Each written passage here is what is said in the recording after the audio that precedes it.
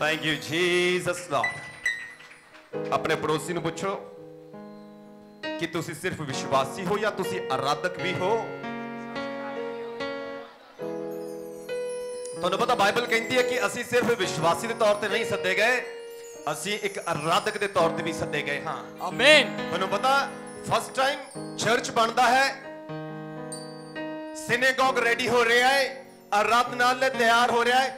ਤੁਹਾਨੂੰ ਪਤਾ ਉਸ ਜਗ੍ਹਾ ਤੇ ਇੱਕ ਬੜੀ ਜ਼ਬਰਦਸਤ ਸਟੇਟਮੈਂਟ ਹੈ ਪਰਮੇਸ਼ਰ ਦੀ। ਉੱਥੇ ਜਦੋਂ ਤੁਸੀਂ ਵਚਨ ਪੜ੍ਹਦੇ ਹੋ ਬਾਈਬਲ 'ਚ ਲਿਖਿਆ ਹੈ ਪਰਮੇਸ਼ਰ ਸੁਲੇਮਾਨ ਨੂੰ ਆਦੇਸ਼ ਦਿੰਦੇ ਨੇ ਤੁਸੀਂ ਕਿਸੇ ਕਾਰੀਗਰ ਕੋਲ ਨਹੀਂ ਜਾਣਾ, ਮੈਂ ਆਪਣਾ ਘਰ ਜੋ ਬਣਨਾ ਹੈ ਉਹਦੇ ਲਈ ਅੱਛੇ ਅੱਛੇ ਕਾਰੀਗਰਾਂ ਨੂੰ ਮੈਂ ਖੁਦ ਲੈ ਕੇ ਆਵਾਂਗਾ, ਉਹਨਾਂ ਦੇ ਮਨ ਦੇ ਅੰਦਰ ਮੈਂ ਪਾਵਾਂਗਾ ਔਰ ਉਹ ਮੇਰੇ ਘਰ ਨੂੰ ਅੱਗੇ ਬਣਾਉਣਗੇ। ਆਮੀਨ। ਕਿੰਨੇ ਜਨਾਂ ਨੂੰ ਵਚਨ ਪਤਾ ਹੈਗਾ? ਤੁਹਾਨੂੰ ਪਤਾ ਚਰਚ ਬਣਿਆ ਉਸ ਜਗ੍ਹਾ ਦੇ ਉੱਪਰ ਕਿ ਉਹ ਚਰਚ ਥੋੜੇ ਸਮੇਂ ਦੇ ਲਈ ਬਣਿਆ ਸੀ ਜਾਂ ਉਹ ਹਮੇਸ਼ਾ ਬਣਿਆ ਰਹੇ ਇਸ ਲਈ ਬਣਿਆ ਸੀ? ਉਹ ਥੋੜੇ ਸਮੇਂ ਦੇ ਲਈ ਜਾਂ ਲੰਬੇ ਸਮੇਂ ਦੇ ਲਈ ਬਣਿਆ ਸੀ? ਲੰਬੇ ਸਮੇਂ। ਸੋਚੋ ਚਰਚ ਇੱਕ ਵਾਰੀ ਹੀ ਬਣਨਾ ਸੀ ਔਰ ਇੱਕ ਵਾਰੀ ਹੀ ਬਣਨ ਦੇ ਵਿੱਚ ਪਰਮੇਸ਼ਰ ਚਾਹ ਰਹੇ ਨੇ ਕਿ ਜੋ ਵੀ ਕਾਰੀਗਰ ਆਵੇ, ਚਾਹੇ ਚਾਂਦੀ, ਚਾਹੇ ਸੋਨੇ, ਚਾਹੇ ਪਿੱਤਲ, ਚਾਹੇ ਲੋਹੇ, ਚਾਹੇ ਲੱਕੜ, ਚਾਹੇ ਕਿਸੇ ਵੀ ਤਰ੍ਹਾਂ ਦਾ ਮਿਸਤਰੀ ਹੋਵੇ, ਉਹ ਪਰਫੈਕਟ ਹੋਣਾ ਚਾਹੀਦਾ ਹੈ। ਆਮੀਨ। ਤੁਹਾਨੂੰ ਪਤਾ ਇਹਦਾ ਮਤਲਬ ਪਰਮੇਸ਼ਰ ਗੰਭੀਰ ਹੈ ਆਪਣੇ ਘਰ ਦੇ ਲਈ ਜਾਂ ਨਹੀਂ ਹੈ? ਓਕੇ, ਇਹਦਾ ਮਤਲਬ ਹਰ ਐਤਵਾਰ ਜਦੋਂ ਤੁਸੀਂ ਚਰਚ ਆਉਂਦੇ ਹੋ, ਮਿਸਤਰੀਆਂ ਦਾ ਕੰਮ ਤਾਂ ਇੱਕ ਵਾਰ ਦਾ ਹੀ ਸੀ, ਉਹਦੇ ਲਈ ਵੀ ਪ੍ਰਭੂ ਨੇ ਕਿਹਾ ਪਰਫੈਕਟ ਬੰਦੇ ਹੋਣੇ ਚਾਹੀਦੇ ਨੇ, ਸਮਝਦਾਰ ਹੋਣੇ ਚਾਹੀਦੇ ਨੇ। ਸੋਚੋ ਹਰ ਹਫਤੇ ਅਗਰ ਅਸੀਂ ਪ੍ਰਭੂ ਦੀ ਆਰਾਧਨਾ ਕਰਨੀ ਆ, ਫਿਰ ਸਾਨੂੰ ਪ੍ਰਭੂ ਦੀ ਆਰਾਧਨਾ ਕਿਵੇਂ ਕਰਨੀ ਚਾਹੀਦੀ ਆ? ਅੱਧੇ ਅਧੂਰੇ ਹੋ ਕੇ ਜਾਂ ਪਰਫੈਕਟਲੀ ਪ੍ਰਭੂ ਦੀ ਆਰਾਧਨਾ ਕਰਨੀ ਚਾਹੀਦੀ ਹੈ। ਪਰਫੈਕਟਲੀ। ਔਰ ਜਦੋਂ ਪਰਫੈਕਟਲੀ ਸਿੱਧਤਾ ਦੇ ਨਾਲ ਅਸੀਂ ਪ੍ਰਭੂ ਦੀ ਆਰਾਧਨਾ ਕਰਨੀ ਹੈ, ਤੁਹਾਨੂੰ ਲੱਗਦਾ ਕਿ ਮੈਨੂੰ ਫਿਰ ਆਪਦੇ ਪੜੋਸੀ ਤੋਂ ਸ਼ਰਮਾਉਣ ਦੀ ਲੋੜ ਹੈ? ਨਹੀਂ। ਆਪਦੇ ਪੜੋਸੀ ਵੱਲ ਵੇਖ ਕੇ ਬੋਲੋ ਮੈਨੂੰ ਤੁਹਾਡੇ ਤੋਂ ਸ਼ਰਮਾਉਣ ਦੀ ਜ਼ਰੂਰਤ ਨਹੀਂ ਹੈ ਜਦੋਂ ਮੈਂ ਪ੍ਰਭੂ ਦੀ ਆਰਾਧਨਾ ਕਰਨੀ ਹੈ। ਅਗਰ ਪ੍ਰਭੂ ਦੇ ਘਰ 'ਚ ਕੰਮ ਕਰਨ ਵਾਲੇ ਮਿਸਤਰੀ ਇੱਕ ਵਾਰੀ ਹੀ ਕੰਮ ਕਰਨਗੇ, ਉਹ ਸਿੱਧ ਹੋਣੇ ਚਾਹੀਦੇ ਨੇ, ਤਾਂ ਮੈਂ ਹਰ ਸਮੇਂ ਪ੍ਰਭੂ ਦੇ ਘਰ 'ਚ ਦੀ ਆਰਾਧਨਾ ਕਰਨੀ ਹੈ, ਮੈਂ ਵੀ ਸਿੱਧ ਹੋਣਾ ਚਾਹੀਦਾ ਹਾਂ। Hallelujah, hallelujah. ਤੁਹਾਨੂੰ ਮੈਂ ਗੱਲ ਪਤਾ ਕਿਉਂ ਕਹਿ ਰਿਹਾ? ਕਈ ਵਾਰੀ ਚਰਚ ਆਉਂਦੇ ਆ, ਆਰਾਧਨਾ ਨਹੀਂ ਕਰਦੇ ਸੀ ਸਹੀ ਤਰੀਕੇ ਨਾਲ, ਅਸੀਂ ਵੇਟ ਕਰਦੇ ਆ ਪਾਸਟਰ ਜੀ ਆਉਣਗੇ, ਸਾਡੇ ਸਿਰ ਦੇ ਉੱਪਰ ਹੱਥ ਰੱਖਣਗੇ, ਜੋ ਸਮੱਸਿਆ ਪਰੇਸ਼ਾਨੀ ਹੈ ਅਸੀਂ ਪਾਸਟਰ ਜੀ ਨੂੰ ਦੱਸਾਂਗੇ, ਸਾਡੇ ਲਈ ਪ੍ਰਾਰਥਨਾ ਹੋਏਗੀ, ਪ੍ਰਭੂ ਕੰਮ ਕਰਨਗੇ ਸਾਡੇ ਜੀਵਨ ਦੇ ਵਿੱਚ। ਮੈਂ ਤੁਹਾਨੂੰ ਦੱਸਣਾ ਚਾਹੁੰਦਾ ਚਰਚ ਸਿਰਫ ਇਸ ਲਈ ਨਹੀਂ ਹੈ ਕਿ ਪਰਮੇਸ਼ਰ ਤੁਹਾਨੂੰ ਬਲੈਸ ਕਰੇ, ਚਰਚ ਸਿਰਫ ਇਸ ਲਈ ਨਹੀਂ ਹੈ ਕਿ ਤੁਸੀਂ ਬਿਮਾਰੀਆਂ ਤੋਂ ਠੀਕ ਹੋ ਜਾਵੋ, ਦੁਸ਼ਟ ਆਤਮਾਵਾਂ ਚਲੇ ਜਾਣ, ਸ਼ਰਾਬ ਟੁੱਟ ਜਾਣ, ਤੁਸੀਂ ਆਤਮਿਕ ਤੌਰ ਤੇ ਵੱਧ ਪਾਓ, ਫਾਈਨੈਂਸ਼ੀਅਲੀ ਵੱਧ ਪਾਓ, ਸਿਰਫ ਇਸ ਲਈ ਚਰਚ ਨਹੀਂ ਹੈ। ਚਰਚ ਦਾ ਇੱਕ ਹੋਰ ਮਕਸਦ ਵੀ ਹੈ। ਚਰਚ ਉਹ ਜਗ੍ਹਾ ਹੈ ਜਿੱਥੇ ਪ੍ਰਭੂ ਚਾਹੁੰਦੇ ਨੇ ਕਿ ਉਹਦੇ ਲੋਕ ਆਉਣ ਤੇ ਪਰਮੇਸ਼ਰ ਯਹੋਵਾ ਦੀ ਆਰਾਧਨਾ ਕਰਨ। ਆਮੀਨ। Hallelujah, hallelujah. ਇਸ ਲਈ ਚਰਚ ਕਦੇ ਵੀ ਇਹ ਸੋਚ ਕੇ ਨਾ ਆਇਆ ਜਾਵੇ ਕੁਝ ਲੈਣ ਜਾ ਰਹੇ ਆ, ਚਰਚ ਇਹ ਸੋਚ ਕੇ ਆਇਆ ਜਾਵੇ ਕਿ ਅੱਜ ਪਰਮੇਸ਼ਰ ਯਹੋਵਾ ਨੂੰ ਅਸੀਂ ਮਹਿਮਾ ਦੇਣ ਦੇ ਲਈ ਜਾਣਾ ਹੈ, ਧੰਨਵਾਦ ਦੇਣ ਦੇ ਲਈ ਜਾਣਾ ਹੈ, ਉਹਦੀ ਆਰਾਧਨਾ ਕਰਨ ਦੇ ਲਈ ਜਾਣਾ ਹੈ। ਆਮੀਨ। ਅਗਰ ਇਹ ਟੀਚਾ ਤੁਹਾਡੇ ਜੀਵਨ 'ਚ ਹੋਏਗਾ ਨਾ, ਇੱਕ ਗੱਲ ਯਾਦ ਰੱਖਿਓ ਜੇ, ਤੁਹਾਨੂੰ ਕੋਈ ਫੇਲ ਨਹੀਂ ਕਰ ਪਾਏਗਾ। ਆਮੀਨ। ਤੁਹਾਡੀ ਜ਼ਿੰਦਗੀ 'ਚ ਕਦੇ ਪਿੱਛੇ ਨਹੀਂ ਰਹੋਗੇ। ਆਮੀਨ। ਤੁਹਾਡੇ ਜੀਵਨ 'ਚ ਸਮੱਸਿਆਵਾਂ ਬਣੀਆਂ ਨਹੀਂ ਰਹਿਣਗੀਆਂ, ਗੱਲ ਯਾਦ ਰੱਖਿਓ। ਪਰ ਅਗਰ ਟੀਚਾ ਇਹੀ ਰਹੇਗਾ ਕਿ ਪ੍ਰਭੂ ਦੇ ਘਰੇ ਜਾਣਾ ਹੈ, ਕੁਝ ਲੈ ਕੇ ਆਉਣਾ ਹੈ, ਤਾਂ ਮੈਂ ਤੁਹਾਨੂੰ ਦੱਸਣਾ ਹੋ ਸਕਦਾ ਤੁਸੀਂ ਕਦੇ ਨਾ ਕਦੇ ਨਿਰਾਸ਼ਾ ਦੇ ਵਿੱਚ ਫਸੋ। ਪਰ ਅਗਰ ਤੁਸੀਂ ਇਹ ਸੋਚ ਲਵੋ ਕਿ ਨਹੀਂ ਪਰਮੇਸ਼ਰ ਦੇ ਘਰੇ ਜਾਣਾ ਹੈ, ਔਰ ਜਦੋਂ ਪ੍ਰਭੂ ਦੇ ਘਰੇ ਜਾਣਾ ਹੈ ਤਾਂ ਯਹੋਵਾ ਪਰਮੇਸ਼ਰ ਦੀ ਆਰਾਧਨਾ ਕਰਨੀ, ਉਹਨੂੰ ਮਹਿਮਾ ਵੀ ਦੇਣੀ ਹੈ। ਅਗਰ ਤੁਸੀਂ ਇਸ ਤਰ੍ਹਾਂ ਕਰ ਲਓਗੇ ਤੁਸੀਂ ਕਦੇ ਜ਼ਿੰਦਗੀ ਦੇ ਵਿੱਚ ਹਾਰੋਗੇ ਨਹੀਂ। ਦਾਊਦ ਇੱਕ ਗੱਲ ਜਾਣਦਾ ਸੀ, ਕੰਮ ਤਾਂ ਭੇਡਾਂ ਬੱਕਰੀਆਂ ਚਾਰਨ ਦਾ ਹੀ ਮੈਨੂੰ ਦਿੱਤਾ ਗਿਆ ਹੈ, ਲੇਕਿਨ ਉਹ ਖਾਲੀ ਜਗ੍ਹਾਵਾਂ ਦੇ ਵਿੱਚ ਮੈਂ ਪ੍ਰਭੂ ਦੀ ਆਰਾਧਨਾ ਕਰਨੀ ਹੈ। ਸੋਚੋ ਪ੍ਰਭੂ ਦੀ ਆਰਾਧਨਾ ਸਹੀ ਤਰੀਕੇ ਨਾਲ ਕਰਨਾ ਦਾਊਦ ਨੂੰ ਬੜਾ ਹੀ ਅੱਗੇ ਲੈ ਕੇ ਜਾਂਦਾ ਹੈ। ਮੈਂ ਤੁਹਾਨੂੰ ਸਾਰਿਆਂ ਨੂੰ ਕਹਿਣਾ ਚਾਹੁੰਦਾ ਹਾਂ, ਹੁਣ ਦੁਬਾਰਾ ਤੋਂ ਇੱਕ ਗੱਲ ਮੈਂ ਰਿਪੀਟ ਕਰਦਾ ਹੈਗਾ, ਯਹੋਵਾ ਪਰਮੇਸ਼ਰ ਨੇ ਕਿਹਾ ਮੇਰੇ ਘਰ ਦੇ ਵਿੱਚ ਕੰਮ ਕਰਨ ਵਾਲੇ ਕਾਰੀਗਰ ਪਰਫੈਕਟ ਹੋਣੇ ਚਾਹੀਦੇ ਨੇ। ਇਹ ਗੱਲ ਬਾਈਬਲ 'ਚ ਹੈ ਕਿ ਨਹੀਂ ਹੈ? ਮੈਂ ਵਲੰਟੀਅਰਸ ਨੂੰ ਵੀ ਕਹਿਣਾ ਚਾਹੂੰਗਾ, ਕਲੀਸਿਆ ਨੂੰ ਤੁਸੀਂ ਇਨਸਟਰੂਮੈਂਟ ਪਲੇ ਕਰਨ ਵਾਲੇ ਹੋ, ਆਰਾਧਨਾ ਕਰਨ ਵਾਲੇ ਹੋ, ਡੇ ਬਾਈ ਡੇ, ਵੀਕ ਬਾਈ ਵੀਕ ਤੁਸੀਂ ਪਰਫੈਕਟ ਹੋਣੇ ਚਾਹੀਦੇ ਆ। ਅਗਰ ਤੁਸੀਂ ਪਰਫੈਕਟ ਨਹੀਂ ਨਾ ਹੋ ਰਹੇ, ਤੁਸੀਂ ਪ੍ਰਭੂ ਦੀ ਪਹਿਲੀ ਪਸੰਦ ਕਦੇ ਵੀ ਨਹੀਂ ਬਣ ਸਕਦੇ।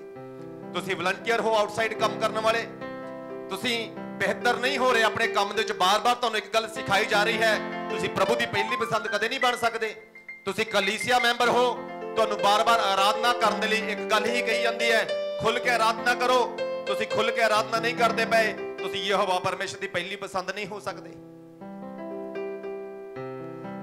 किन्ने जने सहमत ने मेरे नाल? जदों तां बरकत दी गल आउंदी हालेलुया बड़ा ही उच्चा हुंदा है ते जदों झिड़किया जांदा है आवाज दब जांदी हैगी आ। हालेलुया। और अपने ऊपर भविष्यवाणी करना शुरू करो। बोल मैं ब्लेस हैगा है, प्रभु दा आत्मा मेरे अंदर रहिंदा है और जिथे प्रभु दा आत्मा ते पूरी आजादी है। मेरे जीवन च पूरी आजादी है, मेरी फैमिली च आजादी है, मेरे घराने च आजादी है। हर एक चीज जो मेरे नाल जुड़ी हुई है वो आजादी दे विच है। प्रभु यीशु मसीह दे नाम च परमेश्वर ने वड्डे कम्मां नूं करन लई मैनूं सद्दिया है, वड्डे कम्मां नूं करन लई मेरा चुनाव होया है। समस्यावां परेशानियां बीमारियां मेरा हिस्सा नहीं हन, शराब मेरा हिस्सा नहीं हन। बोलो बार बार बोलो, बार बार बोलो। Yes yes yes.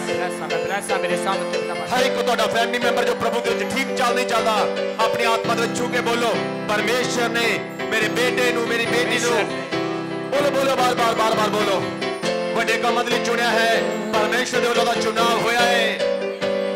Yes yes yes yes yes.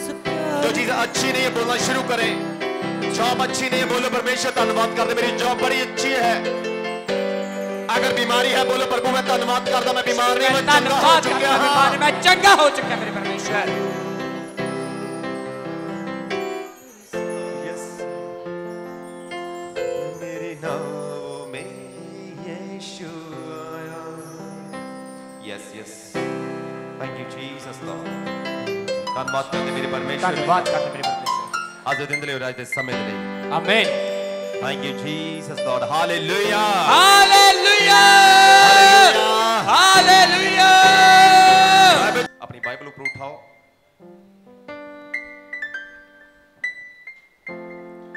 और बोलो परमेश्वर धन्यवाद करते हैं थोड़े सामर्थ्य वचन दे लिए, थोड़े सामर्थ्य वचन परमेश्वर थोड़े इस वचन दे जो कुछ भी लिखा है वो मेरे लिए है, वो मेरे लिए है मेरे परमेश्वर। मेरी पहचान मेरे हिसाब दे नाल नहीं है, मेरे हिसाब दे नाल, मेरे कपड़िਆਂ ਦੇ ਹਿਸਾਬ ਨਾਲ नहीं है, कपड़े ਦੇ ਹਿਸਾਬ ਦੇ ਨਾਲ, मेरी जॉब ਦੇ ਹਿਸਾਬ ਨਾਲ नहीं है, जॉब ਦੇ ਹਿਸਾਬ ਦੇ ਨਾਲ, मेरी पहचान ਇਹਦੇ ਨਾਲ नहीं है कि मेरी जेब 'ਚ कितने पैसे हैं, मेरी पहचान ਇਹਦੇ ਨਾਲ ਹੈ कि मेरी जेब 'ਚ कितने पैसे, मेरी पहचान ਇਹਦੇ ਨਾਲ नहीं है कि मैं कितना पढ़ा लिखा हां, मेरी पहचान ਇਹਦੇ ਨਾਲ है कि मैं कितना पढ़ा लिखा है।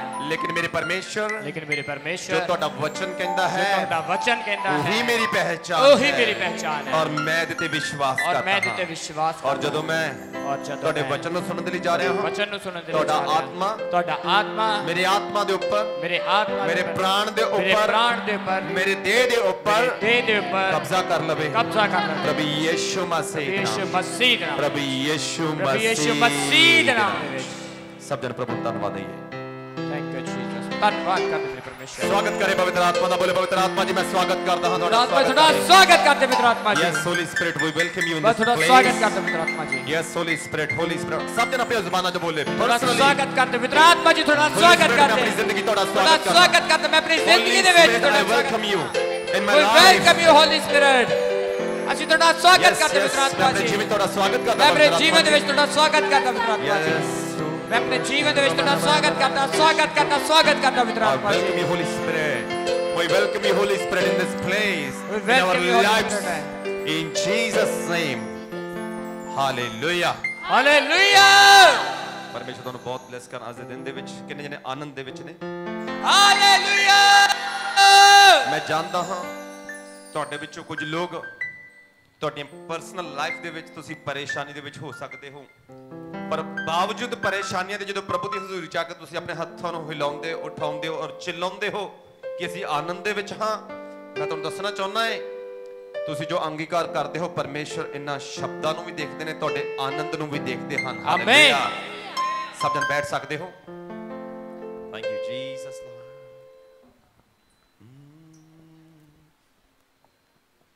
एक गल याद रखियो जे कई बार साडी जिंदगी च आनंद नहीं हुंदा, असीं प्रभु के वचन के अनुसार क्लेम करते हैं कि हाँ मैं आनंदित हाँ। जिहड़ा व्यक्ति आनंद दे विच नहीं है, बावजूद आनंद ना होण दे प्रभु के वचन नूं वेख के जिहड़ा व्यक्ति कहंदा ना मैं आनंद दे विच हैगा है, परमेश्वर उहनूं समस्यावां च बनिया नहीं रहण दिंदा। Thank you Jesus Lord. किन्ने जने ब्लेस है कि आज दे दिन दे विच। मैं तां ही कह रहा वॉलंटियर्स खास ध्यान रखो, तुहाडा काम ज़्यादा है कलीसिया दे नालों, तुसी ज़्यादा अलर्ट और प्रभु के वचन नूं ज़्यादा समझण वाले होने चाहिए हो। ਤੁਹਾਨੂੰ ਪਤਾ ਬਾਈਬਲ 'ਚ ਇੱਕ ਵਚਨ ਬੜਾ ਸੁੰਦਰ ਵਚਨ ਹੈ, ਕੋਈ ਵੀ ਵਿਅਕਤੀ ਦੀਵਾ ਜਲਾ ਕੇ ਉਹਨੂੰ ਟੋਕਰੇ ਨਾਲ ਢੱਕਦਾ ਨਹੀਂ ਹੈ, ਬਲਕਿ ਉਹਨੂੰ ਉੱਚੀ ਜਗ੍ਹਾ ਤੇ ਰੱਖਦਾ ਹੈ, ਦੀਵੇ ਦੇ ਉੱਪਰ ਰੱਖਦਾ ਹੈ, ਤਾਂ ਕਿ ਜਿਹੜੇ ਅੰਦਰ ਆ ਰਹੇ ਨੇ ਉਹਨਾਂ ਨੂੰ ਚਾਨਣ ਮਿਲੇ। ਇੱਕ ਗੱਲ ਯਾਦ ਰੱਖਿਓ, ਜੇ ਅਗਰ ਇਹ ਕਿਸੇ ਵਿਅਕਤੀ ਦੇ ਵਿਸ਼ੇ ਗੱਲ ਕੀਤੀ ਗਈ ਹੈ ਕਿ ਕੋਈ ਵਿਅਕਤੀ ਇੰਨਾ ਸਮਝਦਾਰ ਹੈ, ਉਹਨੂੰ ਪਤਾ ਹੈ ਅਗਰ ਦੀਵਾ ਜਲ ਰਿਹਾ ਹੈ ਉਹਨੂੰ ਢੱਕਿਆ ਨਹੀਂ ਜਾਣਾ ਚਾਹੀਦਾ, ਉੱਚੀ ਜਗ੍ਹਾ ਤੇ ਰੱਖਿਆ ਜਾਣਾ ਚਾਹੀਦਾ ਹੈ। ਅਗਰ ਇੱਕ ਵਿਅਕਤੀ ਇੰਨਾ ਸਮਝਦਾਰ ਹੈ ਤਾਂ ਸੋਚੋ ਕਿੰਨਾ ਵੱਧ ਕੇ ਸਮਝਦਾਰ ਯਹੋਵਾ ਪਰਮੇਸ਼ਰ ਹੋਏਗਾ। ਅਗਰ ਤੁਸੀਂ ਆਪਣੇ ਜੀਵਨ ਦੇ ਵਿੱਚ ਉਸ ਜੋਤੀ ਨੂੰ ਜੋ ਪਰਮੇਸ਼ਰ ਨੇ ਤੁਹਾਡੇ ਜੀਵਨ 'ਚ ਦਿੱਤੀ ਉਹਨੂੰ ਸਮਝ ਚੁੱਕੇ ਹੋ, ਚਮਕ ਰਹੇ ਹੋ, ਤਾਂ ਪਰਮੇਸ਼ਰ ਵੀ ਉੱਚੀਆਂ ਜਗ੍ਹਾਵਾਂ ਦੇ ਉੱਪਰ ਤੁਹਾਨੂੰ ਰੱਖੇਗਾ। ਪਰ ਅਗਰ ਇੱਕ ਹਫ਼ਤੇ ਦਾ ਗੈਪ ਪੈ ਜਾਂਦਾ ਹੈ, ਇੱਕ ਐਤਵਾਰ ਤੋਂ ਦੂਜੇ ਐਤਵਾਰ ਤੱਕ ਆਉਂਦੇ ਸਾਡਾ ਚਾਨਣ ਵੀ ਹਨੇਰੇ 'ਚ ਤਬਦੀਲ ਹੋ ਜਾਂਦਾ ਹੈ, ਵਚਨ ਹੀ ਮਾਈਂਡ 'ਚੋਂ ਸਲਿੱਪ ਹੋ ਜਾਂਦਾ ਹੈ, ਸੋਚੋ ਪਰਮੇਸ਼ਰ ਉੱਚਾ ਕਿਵੇਂ ਕਰੇਗਾ। ਮੈਂ ਹਮੇਸ਼ਾ ਕਹਿੰਦਾ ਹੈ ਸਿਰਫ ਬਰਕਤ ਵਾਲੀ ਗੱਲ ਤੇ ਹਾਲੇਲੂਇਆ ਆਮੀਨ ਉੱਚਾ ਨਾ ਹੋਵੇ, ਪਰ ਜਦੋਂ ਸਵਾਲ ਉਹਦਾ ਜਵਾਬ ਦੇਣ ਦੀ ਵਾਰੀ ਆਵੇ ਉਦੋਂ ਵੀ ਸਾਡੀ ਆਵਾਜ਼ ਉੱਚੀ ਹੋਣੀ ਚਾਹੀਦੀ ਹੈ। ਅਗਰ ਇੱਕ ਵਿਅਕਤੀ ਸਮਝਦਾਰ ਹੈ, ਉਹਨੂੰ ਪਤਾ ਟੋਕਰੇ ਨਾਲ ਢੱਕਿਆ ਨਹੀਂ ਜਾਣਾ ਚਾਹੀਦਾ ਜਲਦਾ ਹੋਇਆ ਦੀਵਾ, ਉਹ ਚਾਨਣ ਦੂਸਰੇ ਲੋਕਾਂ ਨੂੰ ਦੇਗਾ, ਉਹਨੂੰ ਉੱਚੀ ਜਗ੍ਹਾ ਤੇ ਰੱਖਦੇ ਆ। ਤੇ ਸੋਚੋ ਜਦੋਂ ਤੁਹਾਡੇ ਜੀਵਨ ਦੇ ਵਿੱਚੋਂ ਪ੍ਰਭੂ ਦਾ ਵਚਨ ਤੁਸੀਂ ਭਰਦੇ ਰਹੋਗੇ ਔਰ ਵਚਨ ਹੀ ਬਾਹਰ ਨਿਕਲਦਾ ਰਹੇਗਾ, ਤਾਂ ਪਰਮੇਸ਼ਰ ਲੱਗਦਾ ਤੁਹਾਨੂੰ ਕਿ ਉਹ ਤੁਹਾਨੂੰ ਥੱਲੇ ਪਿਆ ਰਹਿਣ ਦੇਵੇਗਾ, ਉੱਚੀ ਜਗ੍ਹਾ ਤੇ ਨਹੀਂ ਰੱਖੇਗਾ। ਉਹ ਤੁਹਾਨੂੰ ਦੂਸਰਿਆਂ ਦੇ ਲਈ ਵੀ ਬਰਕਤ ਬਣਾਏਗਾ। ਕਿੰਨੇ ਜਣੇ ਚਾਹੁੰਦੇ ਨੇ ਦੂਸਰਿਆਂ ਲਈ ਬਰਕਤ ਬਣੀਏ? ਅਸੀਂ ਬੜੇ ਆਨੰਦਿਤ ਹੁੰਦੇ ਜਦੋਂ ਇਹ ਵਾਰੀ ਆਉਂਦੀ ਨਾ ਕਿ ਦੂਸਰੇ ਲਈ ਬਰਕਤ ਬਣੀਏ, ਸਾਨੂੰ ਅੱਛਾ ਲੱਗਦਾ ਹੈ। ਮੈਂ ਤੁਹਾਨੂੰ ਦੱਸਣਾ ਚਾਹੁੰਦਾ ਹਾਂ ਪ੍ਰਭੂ ਯਿਸੂ ਮਸੀਹ ਸਾਰੇ ਸੰਸਾਰ ਦੇ ਲਈ ਬਰਕਤ ਬਣੇ, ਪਰ ਉਹ ਪ੍ਰੋਸੈਸ ਜਿਹੜਾ ਸੀ ਉਹ ਇੰਨਾ ਈਜ਼ੀ ਨਹੀਂ ਸੀ। ਹਾਂ, ਦੂਸਰੇ ਲਈ ਬਰਕਤ ਬਣਨਾ ਹੈ, ਦੂਸਰੇ ਸਾਡੇ ਜ਼ਰੀਏ ਬਲੈਸ ਹੋਣ ਬੜਾ ਅੱਛਾ ਲੱਗਦਾ ਹੈ। ਇਸ ਜਗ੍ਹਾ ਤੱਕ ਪਹੁੰਚਣ ਦੇ ਲਈ ਨਾ ਜੋ ਪਹਿਲਾਂ ਵਾਲਾ ਪ੍ਰੋਸੈਸ ਹੈ ਬੜਾ ਜ਼ਬਰਦਸਤ ਹੈ, ਬੜਾ ਖਤਰਨਾਕ ਹੈ, ਸੌਖਾ ਨਹੀਂ ਹੈ। ਤੁਹਾਨੂੰ ਪਤਾ ਇਸ ਤੋਂ ਪਹਿਲਾਂ ਕਿ ਪ੍ਰਭੂ ਯਿਸੂ ਮਸੀਹ ਦੂਸਰਿਆਂ ਦੇ ਲਈ ਬਲੈਸਿੰਗ ਬਣ, ਪ੍ਰਭੂ ਯਿਸੂ ਮਸੀਹ ਬੜੀ ਸਮੱਸਿਆ ਚੱਲੀ, ਉਹਨਾਂ ਨੇ ਰਿਜੈਕਸ਼ਨ ਫੇਸ ਕੀਤੀ ਹੈ, ਵਿਰੋਧ ਦਾ ਸਾਹਮਣਾ ਕੀਤਾ ਹੈ ਪ੍ਰਭੂ ਯਿਸੂ ਮਸੀਹ ਨੇ। ਔਰ ਕਈ ਵਾਰੀ ਅਸੀਂ ਆਪਣੀ ਜ਼ਿੰਦਗੀਆਂ ਦੇ ਵਿੱਚ ਵਿਰੋਧ ਦਾ ਸਾਹਮਣਾ ਕਰਨ ਦੇ ਲਈ ਤਿਆਰ ਨਹੀਂ ਹੁੰਦੇ। ਸਾਨੂੰ ਲੱਗਦਾ ਹੈ ਹਾਲਾਤਾਂ ਨਾਲ ਸਮਝੌਤਾ ਕਿਉਂ ਨਾ ਕਰ ਲਿਆ ਜਾਵੇ, ਹਾਲਾਤਾਂ ਨਾਲ ਸਮਝੌਤਾ ਕਰਾਂਗੇ ਸਭ ਕੁਝ ਅੱਛਾ ਹੀ ਰਹੇਗਾ। ਪ੍ਰਭੂ ਤਾਂ ਪ੍ਰਭੂ ਹੀ ਹੈ, ਉਹ ਯਹੋਵਾ ਪਰਮੇਸ਼ਰ ਹੈ, ਉਹ ਤਾਂ ਮਾਫ ਕਰ ਦੇਗਾ। ਪਰ ਹਾਲਾਤਾਂ ਦੇ ਨਾਲ ਲੜਿਆ ਨਾ ਜਾਵੇ। ਮੈਂ ਤੁਹਾਨੂੰ ਦੱਸਣਾ ਚਾਹੁੰਦਾ ਜਿਹੜਾ ਵਿਅਕਤੀ ਹਾਲਾਤਾਂ ਦੇ ਨਾਲ ਸਹਿਮਤ ਹੋ ਜਾਂਦਾ ਨਾ, ਯਹੋਵਾ ਪਰਮੇਸ਼ਰ ਉਹ ਤੋਂ ਖੁਸ਼ ਨਹੀਂ ਹੈ। ਇੱਕ ਵਿਅਕਤੀ ਹੈ, ਪ੍ਰਭੂ ਯਿਸੂ ਮਸੀਹ ਡਿਮਾਂਡ ਕਰ ਰਹੇ ਨੇ, ਉਹਨੂੰ ਸੱਦ ਰਹੇ ਨੇ ਕਿ ਉਹ ਮੇਰੇ ਪਿੱਛੇ ਆਵੇ, ਪਰ ਉਹ ਕਹਿ ਰਿਹਾ ਕਿ ਮੇਰੇ ਪਿਤਾ ਦੀ ਮੌਤ ਹੋ ਚੁੱਕੀ ਹੈ, ਮੈਨੂੰ ਪਿੱਛੇ ਜਾਣਾ ਚਾਹੀਦਾ ਹੈ, ਮੈਨੂੰ ਆਪਣੇ ਪਿਤਾ ਨੂੰ ਦੱਬਣਾ ਚਾਹੀਦਾ ਹੈ। ਉਹ ਹਾਲਾਤਾਂ ਦੇ ਨਾਲ ਸਹਿਮਤ ਹੈ, ਉਹ ਦੁਨੀਆਦਾਰੀ ਦੇ ਹਿਸਾਬ ਨਾਲ ਉਹਨੂੰ ਆਪਣੇ ਪਿਤਾ ਨੂੰ ਹੀ ਦੱਬਣਾ ਚਾਹੀਦਾ ਹੈ, ਲੇਕਿਨ ਯਹੋਵਾ ਪਰਮੇਸ਼ਰ ਪ੍ਰਭੂ ਯਿਸੂ ਮਸੀਹ ਦੇ ਹਿਸਾਬ ਨਾਲ ਉਹਨੂੰ ਯਿਸੂ ਮਸੀਹ ਦੇ ਪਿੱਛੇ ਆਉਣਾ ਚਾਹੀਦਾ ਹੈ। ਸੋਚੀਏ ਹਾਲਾਤਾਂ ਨਾਲ ਸਹਿਮਤ ਹੋਣ ਵਾਲੇ ਵਿਅਕਤੀਆਂ ਦੇ ਲਈ ਪ੍ਰਭੂ ਯਿਸੂ ਮਸੀਹ ਦੀ ਸਟੇਟਮੈਂਟ ਕੀ ਹੈ ਕਿ ਮੁਰਦੇ ਨੂੰ ਆਪਣੇ ਮੁਰਦੇ ਨੱਪਣ ਦਿਓ। ਮੈਂ ਪਹਿਲਾਂ ਵੀ ਤੁਹਾਨੂੰ ਦੱਸ ਚੁੱਕਿਆ ਹਾਂ ਕਿ ਪ੍ਰਭੂ ਯਿਸੂ ਮਸੀਹ ਜਦੋਂ ਉਹਨੂੰ ਸੱਦ ਰਹੇ ਸੀ, ਪ੍ਰਭੂ ਯਿਸੂ ਮਸੀਹ ਦਾ ਮਕਸਦ ਇਹ ਨਹੀਂ ਸੀ ਕਿ ਮਰੇ ਹੋਏ ਪਿਓ ਨੂੰ ਛੱਡ ਕੇ ਆ ਜਾਵੇ, ਜ਼ਿੰਮੇਵਾਰੀ ਪੂਰੀ ਨਾ ਕਰੇ ਔਰ ਲੋਕ ਇਹਨੂੰ ਗਲਤ ਬੋਲਣ। ਪ੍ਰਭੂ ਯਿਸੂ ਮਸੀਹ ਦੀ ਯੋਜਨਾ ਕੁਝ ਹੋਰ ਸੀ ਕਿ ਇਸ ਪਰਿਵਾਰ ਦੇ ਵਿੱਚ ਮਹਿਮਾ ਪ੍ਰਗਟ ਹੋਵੇ। ਇਹ ਮੇਰੇ ਪਿੱਛੇ ਜਦੋਂ ਆਏਗਾ ਨਾ, ਫਿਰ ਮੈਂ ਇਹਦੇ ਪਿੱਛੇ ਇਹਦੇ ਘਰੇ ਇਹਦੇ ਪਿਓ ਨੂੰ ਜ਼ਿੰਦਾ ਕਰਨ ਦੇ ਲਈ ਵੀ ਜਾਵਾਂਗਾ। ਸੋਚੋ ਕਿੱਡੀ ਗੱਲ ਹੈਗੀ ਆ, ਇੱਕ ਫੀਵਰ ਕਿੱਡੀ ਚੀਜ਼ ਹੈ। ਪ੍ਰਭੂ ਯਿਸੂ ਮਸੀਹ ਮੈਂ ਪਹਿਲਾਂ ਵੀ ਦੱਸਦਾ ਰਹਿਣਾ ਬੜੇ ਗੰਭੀਰ ਨੇ। ਇੱਕ ਪਤਰਸ ਜਿਹੜਾ ਆਪਣੇ ਸਾਰੇ ਮਾਲ ਖਜ਼ਾਨੇ ਨੂੰ ਛੱਡ ਕੇ, ਮੱਛੀਆਂ ਦੀ ਵੱਡੀ ਬੜੋਤਰੀ ਨੂੰ ਛੱਡ ਕੇ, ਕਿਸ਼ਤੀ ਛੱਡ ਕੇ, ਕੰਮ ਛੱਡ ਕੇ ਯਿਸੂ ਮਸੀਹ ਦੇ ਪਿੱਛੇ ਚੱਲਦਾ ਪਿਆ ਨਾ, ਜਦੋਂ ਯਿਸੂ ਮਸੀਹ ਦੇ ਪਿੱਛੇ ਚੱਲਦਾ ਪਿਆ ਨਾ, ਫਿਰ ਯਿਸੂ ਮਸੀਹ ਵੀ ਉਹਦੇ ਪਿੱਛੇ ਚੱਲਦਾ, ਉਹਦੀ ਸੱਸ ਨੂੰ ਠੀਕ ਕਰਨ ਦੇ ਲਈ, ਸਿਰਫ ਬੁਖਾਰ ਨੂੰ ਠੀਕ ਕਰਨ ਦੇ ਲਈ ਉਹਦੇ ਘਰੇ ਚਲਾ ਗਿਆ ਹੈਗਾ ਏ। ਜਦੋਂ ਤੁਸੀਂ ਯਿਸੂ ਮਸੀਹ ਦਾ ਪਿੱਛਾ ਕਰਨ ਲੱਗ ਪਏ ਨਾ, ਹਾਲਾਤਾਂ ਵੱਲ ਵੇਖ ਕੇ ਨਹੀਂ, ਹਾਲਾਤ ਖਰਾਬ ਹੋਣਗੇ ਤਦ ਵੀ ਪਿੱਛਾ ਕਰੋਗੇ ਨਾ, ਤਾਂ ਇੱਕ ਗੱਲ ਸਮਝ ਲਓ, ਜੇ ਸਮੱਸਿਆ ਜਦੋਂ ਤੁਸੀਂ ਸਮੱਸਿਆ ਵੱਲ ਜਾਓਗੇ ਨਾ, ਯਿਸੂ ਮਸੀਹ ਤੁਹਾਡੇ ਨਾਲ ਜਾਣਗੇ ਉਹਨਾਂ ਸਮੱਸਿਆਵਾਂ ਨੂੰ ਖਤਮ ਕਰ ਦੇਣ ਦੇ ਲਈ। ਉਦੋਂ ਤੁਸੀਂ ਖੁਦ ਵੀ ਬਰਕਤ ਪਾਓਗੇ ਔਰ ਦੂਸਰਿਆਂ ਦੇ ਲਈ ਵੀ ਬਰਕਤ ਬਣ ਜਾਓਗੇ। ਇੱਕ ਗੱਲ ਇਮਾਨਦਾਰੀ ਨਾਲ ਦੱਸੋ, ਜੇ ਪ੍ਰਭੂ ਦੇ ਘਰ ਦੇ ਵਿੱਚ ਤੁਸੀਂ ਬੈਠੇ ਹੋਏ ਹੋ, ਪ੍ਰਭੂ ਦੀ ਹਜ਼ੂਰੀ 'ਚ ਬੈਠੇ ਹੋਏ ਹੋ, ਇੱਕ ਗੱਲ ਇਮਾਨਦਾਰੀ ਨਾਲ ਦੱਸਣੀ ਹੈ। ਕਿੰਨੇ ਜਣੇ ਇਮਾਨਦਾਰੀ ਨਾਲ ਜਵਾਬ ਦੇਣਗੇ, ਸੱਚ ਬੋਲਣਗੇ, ਝੂਠ ਨਹੀਂ ਬੋਲਣਗੇ? ਕਿੰਨੇ ਜਣੇ ਮਨੀਪੁਰ ਦੇ ਲਈ ਪ੍ਰਾਰਥਨਾ ਕਰਦੇ ਪਏ ਹੈਗੇ ਨੇ, ਡੇਲੀ ਪ੍ਰਾਰਥਨਾਵਾਂ ਕਰਦੇ ਨੇ?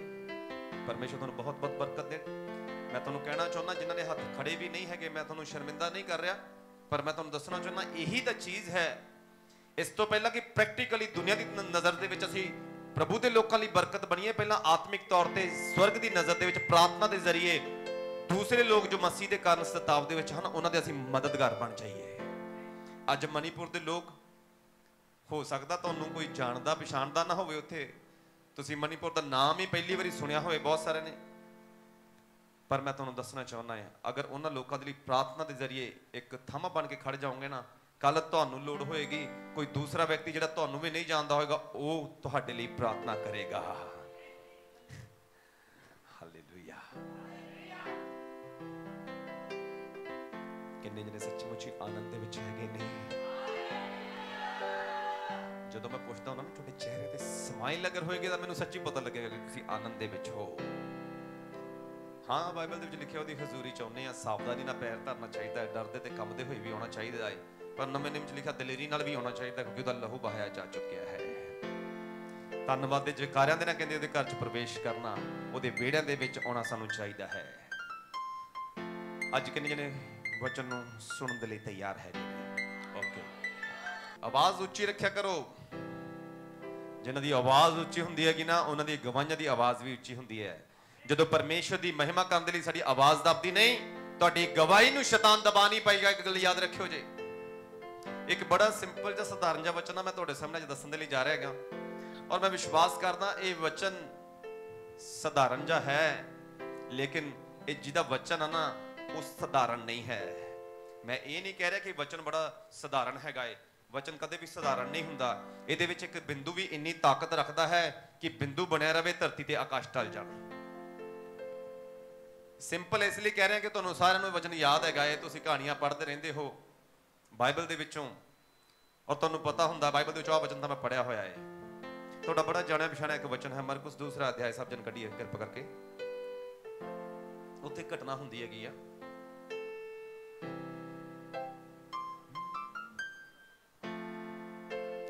ਉਹਦੀ ਪਹਿਲੀ ਆਇਤ ਮੈਂ ਪੜ੍ਹਦਾ ਤੁਹਾਡੇ ਸਾਹਮਣੇ, ਧਿਆਨ ਨਾਲ ਸੁਣੀਏ। मरकुस 2 अध्याय ਉਹਦੀ ਪਹਿਲੀ ਆਇਤ ਤੋਂ ਪੜਾਂਗੇ ਅਸੀਂ। कई दिन के बाद वह फिर कफरनहूम में आया और सुना गया कि वह घर में है। फिर इतने लोग इकट्ठा हुए कि द्वार के पास भी जगह नहीं थी, और वह उन्हें वचन सुना रहा था। और लोग एक लकवे के रोगी को 4 मनुष्यों से उठवाकर उसके पास ले आए, परंतु जब वह भीड़ के कारण उसके निकट ना पहुंच सके तो उन्होंने उस छत को जिसके नीचे वह था खोल दिया। जब वह उसे उधेड़ चुके तो उस खाट को जिस पर लकवे का रोगी पड़ा था लटका दिया। यीशु ने उनका विश्वास देखकर उस लकवे के रोगी से कहा, हे पुत्र, तेरे पाप क्षमा हुए। तब कई शास्त्री जो वहां बैठे थे अपने अपने मन में विचार करने लगे, ये मनुष्य क्यों ऐसा कहता है? ये तो परमेश्वर की निंदा करता है। परमेश्वर को छोड़ और कौन पाप क्षमा कर सकता है? यीशु ने तुरंत अपने आत्मा में जान लिया कि वे अपने अपने मन में ऐसा विचार कर रहे हैं, और उनसे कहा, तुम अपने अपने मन में ये विचार क्यों कर रहे हो? सहज क्या है? क्या लकवे के रोगी से ये कहना तेरे पाप क्षमा हुए, या ये कहना उठ अपनी खाट उठाकर चल फिर? परंतु जिससे तुम जान लो कि मनुष्य के पुत्र को पृथ्वी पर पाप क्षमा करने का भी अधिकार है। उसने उस लकवे के रोगी से कहा, मैं तुझसे कहता हूं, उठ अपनी खाट उठाकर अपने घर चला जा। वह उठा और तुरंत खाट उठाकर सबके सामने से निकलकर चला गया। इस पर सब चकित हुए और परमेश्वर की बड़ाई करके कहने लगे, हमने ऐसा कभी नहीं देखा। आमीन, हालेलुया। ਹੁਣ ਇੱਕ ਸਵਾਲ ਮੈਂ ਤੁਹਾਡੇ ਤੋਂ ਪੁੱਛ ਸਕਦਾ ਹੈਗਾ, ਸੌਖਾ ਕੀ ਆ? ਲਕਵੇ ਦੇ ਰੋਗੀ ਨੂੰ ਇਹ ਕਹਿਣਾ ਤੇਰੇ ਪਾਪ ਮਾਫ ਹੋ ਗਏ, ਜਾਂ ਇਹ ਸੌਖਾ ਕਿ ਉੱਠ ਆਪਣਾ ਮਾਂਜਾ ਚੱਕ ਔਰ ਆਪਣੇ ਘਰੇ ਚਲਾ ਜਾ? ਦੋਵਾਂ ਚੋਂ ਕਿਹੜੀ ਗੱਲ ਸੌਖੀ ਹੈਗੀ ਆ? ਮੈਂ ਤੁਹਾਨੂੰ ਸੱਚੀ ਦੱਸਦਾ, ਦੋਵਾਂ ਚੋਂ ਕੋਈ ਵੀ ਗੱਲ ਸੌਖੀ ਨਹੀਂ ਹੈ। ਫਰੀਸੀ ਤਾਂਿਓ ਚੁੱਪ ਕਰ ਗਏ ਸੀ, ਉਹਨਾਂ ਕੋਲ ਕੋਈ ਜਵਾਬ ਨਹੀਂ ਸੀ। ਉਹਨਾਂ ਨੂੰ ਪਤਾ ਲੱਗ ਗਿਆ ਅਗਰ ਅਸੀਂ ਕਹਾਂਗੇ ਨਾ ਮੰਜਾ ਉਠਾ ਘਰੇ ਚਲਾ ਜਾ, ਇੰਨਾ ਕੰਮ ਤਾਂ ਸਾਡੇ ਤੋਂ ਵੀ ਨਹੀਂ ਹੋ ਰਿਹਾ। ਉਹਨਾਂ ਨੂੰ ਪਤਾ ਸੀ ਸੌਖਾ ਕੁਝ ਨਹੀਂ, ਜੋ ਕੁਝ ਵੀ ਕਰ ਰਿਹਾ ਹੈ ਇਹ ਸਾਡੇ ਹਿਸਾਬ ਨਾਲ ਬੜਾ ਹੀ ਔਖਾ ਹੈਗਾ। ਪਰ ਪ੍ਰਭੂ ਦੇ ਲੋਕੋ, ਅੱਜ ਮੈਂ ਤੁਹਾਨੂੰ ਦੱਸਣਾ ਚਾਹੁੰਦਾ ਹੈ, ਅੱਜ ਜਦੋਂ ਪ੍ਰਭੂ ਦਾ ਵਚਨ ਸੁਣੋਗੇ ਨਾ ਤਾਂ ਮੈਂ ਤੁਹਾਨੂੰ ਦੱਸਣਾ ਚਾਹੁੰਦਾ ਬਹੁਤ ਸਾਰੀਆਂ ਗੱਲਾਂ ਪਰਮੇਸ਼ਰ ਤੁਹਾਡੇ ਲਈ ਵੀ ਸੌਖੀਆਂ ਕਰਨਾ ਚਾਹੁੰਦੇ ਹਨ। ਅਗਰ ਤੁਸੀਂ ਰੈਡੀ ਹੋ ਤਾਂ ਮੈਂ ਕਹਿਣਾ ਚਾਹੁੰਦਾ ਪ੍ਰਭੂ ਵੀ ਅੱਜ ਤਿਆਰ ਹੈਗੇ ਨੇ। ਇਹੀ ਵਚਨ ਲੂਕਾ ਦੇ ਵਿੱਚ ਵੀ ਲਿਖਿਆ, ਉਹਦੇ 5ਵੇਂ ਅਧਿਆਇ 17ਵੀਂ ਅਧ ਦੇ ਵਿੱਚ ਉੱਥੇ ਇੱਕ लिखा हुआ है कि चंगा करने के लिए परमेश्वर की सामर्थ प्रभु यीशु मसीह के संग थी। परमेश्वर की चंगा करने वाली सामर्थ किहदे नाल हैगी आ? प्रभु यीशु मसीह दे नाल हैगी आ। किन्ने जने ने कहानियां पहला भी सुनी हैगी आ, ये स्टोरी बड़ी बड़ी पढ़ी होगी तुसीं। बाइबल दे विच लिखिआ कि एक जगह दे उपर प्रभु यीशु मसीह प्रचार करन दे लई आ रहे हैगे ने। कोई अनाउंसमेंट नहीं हुई, कुछ दस्या नहीं गया। अचानक प्रभु यीशु मसीह एक जगह के ऊपर पहुंच जाते ने और उस जगह के ऊपर जाके एक जगह के एक घर के अंदर जाके प्रचार करना शुरू कर देंगे हैगे ने। और जो प्रचार करना शुरू कर देंगे ने, वो कोई चर्च नहीं है, तुहानू पता, इकोदम किसी के घरे जाते ने, प्रचार करना शुरू कर देंगे ने और वड्डी भीड़ प्रभु यीशु मसीह वाल दौड़ती हुई आ रही है और सारा घर भर गया है। बाहर बहुत ज्यादा भीड़ हो चुकी है और बहुत ज्यादा कट उस जगह के ऊपर हो चुका है। मैं तुहानू दसदा उत्थों के लोगों ने बरकत पाई हैगी आ। तुहानू पता यीशु मसीह कोई प्लैनिंग बना के उस जगह के ऊपर नहीं आया, रैंडमली अचानक ही एक जगह के ऊपर आउंदे ने, एक घर दे विच आउंदे ने, प्रचार करना शुरू कर देंगे ने। और परमेश्वर की सामर्थ जो चंगा करने वाली है प्रभु यीशु मसीह दे नाल है और वड्डी भीड़ उत्थे इकट्ठी हो जाती है। तुहानू पता उस समय इंटरनेट नहीं है, सोर्सेज नहीं है, पर बाइबल दे विच लिखा है लोकां दी भीड़ उत्थे इकट्ठी हो जाती है। अज मैं तुहानू दसना चाहुंदा है, अज यहोवा परमेश्वर उस तरीके नाल काम करदा पिया है। उस समय दे लोकां नू पता नहीं लोकेशन किस लोकेशन दे ऊपर प्रभु यीशु मसीह आने वाले ने, पर अज एक गल दी श्योरिटी है कि यहोवा परमेश्वर अपने चर्च दे विच है, अपने घर दे अंदर है और तुहानू इहदा पता होना चाहिए है। हालेलुया। और बाइबल दे विच लिखिया गया है जदों उत्थे प्रचार चलदा पिया है, बहुत सारे लोग वचन सुन रहे ने, घर दे अंदर बैठे वचन सुन रहे ने, लोग बाहर बैठे वचन सुन रहे ने। एक व्यक्ति है, वो चल नहीं सकता, उन्हें लकवा होया है। चार जने इको दम आउंदे हैगे ने और उस लकवे दे रोगी नूं चुक के प्रभु यीशु मसीह दे कोले लेके आउणा चाहुंदे ने। मैनूं एक गल दसो, तुसीं वचन सुनिया है, वो चार व्यक्ति हन या चार औरतां हन? औरतां हन या व्यक्ति हन? उच्ची आवाज बोल के तो चार व्यक्ति है या औरतां है? वो व्यक्ति है, जेंट्स है या लेडीज ने? जेंट्स ने। जदों इत्थे ध्यान देना वचन पढ़ोगे ना, जेंट्स जेंट्स ही तुहानूं ज्यादा नजर आउणगे। और मीटिंग पता कदों हो रही है? भैणों अज ध्यान देना, गल सुन लो जो मैं वचन सुनाउण लई जा रहा हां। ये मीटिंग रात नूं नहीं हो रही, ये दिन दे समय मीटिंग हो रही है। ये प्री प्लान मीटिंग नहीं है, ये अचानक मीटिंग हुई है। ये जगह मिथी हुई नहीं है, अचानक यीशु मसीह आउंदे ने, रैंडमली किसी जगह के ऊपर खड़े हुंदे ने, किसी दे घर च प्रचार करना शुरू कर दिंदे ने। दिन दे समय प्रचार हो रहा है, सारे नालों वड्डी गल। तुसीं वचन पहला बहुत बारी पढ़िया होगा, लेकिन ध्यान देना सुनिए। अज दिन दे समय जदों प्रचार करते पे ने यीशु मसीह, इस जगह के ऊपर ज्यादा जेंट्स नजर आ रहे ने। अज सारे नालों वड्डी समस्या पता की, ऐतवार का दिन हुंदा है, सानू पता है ऐतवार आना ही आना, शनिवार तो पिछों हफ्ते बाद ऐतवार आना ही आना है। और साडियां भैणां कई बारी की करदियां गईयां, घर वालियां दे उत्ते प्रैशर नहीं बनाउंदियां गईयां। सूट लेना होवे दबाव बन जाता है घर वाले दे उपर, जुत्ती लेनी होवे दबाव बन जाता है घर वाले तो, जुत्ती चाहिदी है, सूट चाहिदा है। मैं तुहानूं दसना चाहुंदा है, जदों ऐतवार आउंदा है, तुहाडा दबाव तुहाडे बच्चों के उपर होना चाहिए है, हसबैंड के उपर होना चाहिए है कि चर्च जाना, यहोवा परमेश्वर की आराधना करनी है, उहदे वचन नूं सुनना है। सोचिए इस जगह के ऊपर लोग कितने ब्लेस होंगे। कोई अनाउंसमेंट नहीं है, कोई प्लान नहीं है इस जगह के ऊपर मीटिंग का, लेकिन दिन के समय यीशु मसीह मीटिंग करते हैं। सारे जेंट्स इस जगह के ऊपर नजर आ रहे हैं। अज प्रार्थना सभावां दे विच ज्यादा जेंट्स नजर नहीं आउंदे, भैणां नजर आउंदियां हैगियां ने। मैं तुहानूं दसना चाहुंदा भैणां नूं खास कर, अगर सूटां दे पिछे साडी लड़ाई हो सकती है, कृपा करके बुरा ना मन्निए मेरी गल्लां दा। सूटां दे पिछे कई बारी हसबैंड दे नाल बहस हो जाती हैगी आ, होर चीज़ां चाहिदियां ने, बहस हो जाती हैगी आ। बहस तुहाडे घर च होनी चाहिदी है, लेकिन कपड़े लत्तियां दे लई नहीं। बहस होनी चाहिदी है, जिद होनी चाहिदी है कि असीं सारी फैमिली ने परमेश्वर दे घरे जाना है, वचन नूं सुनना है।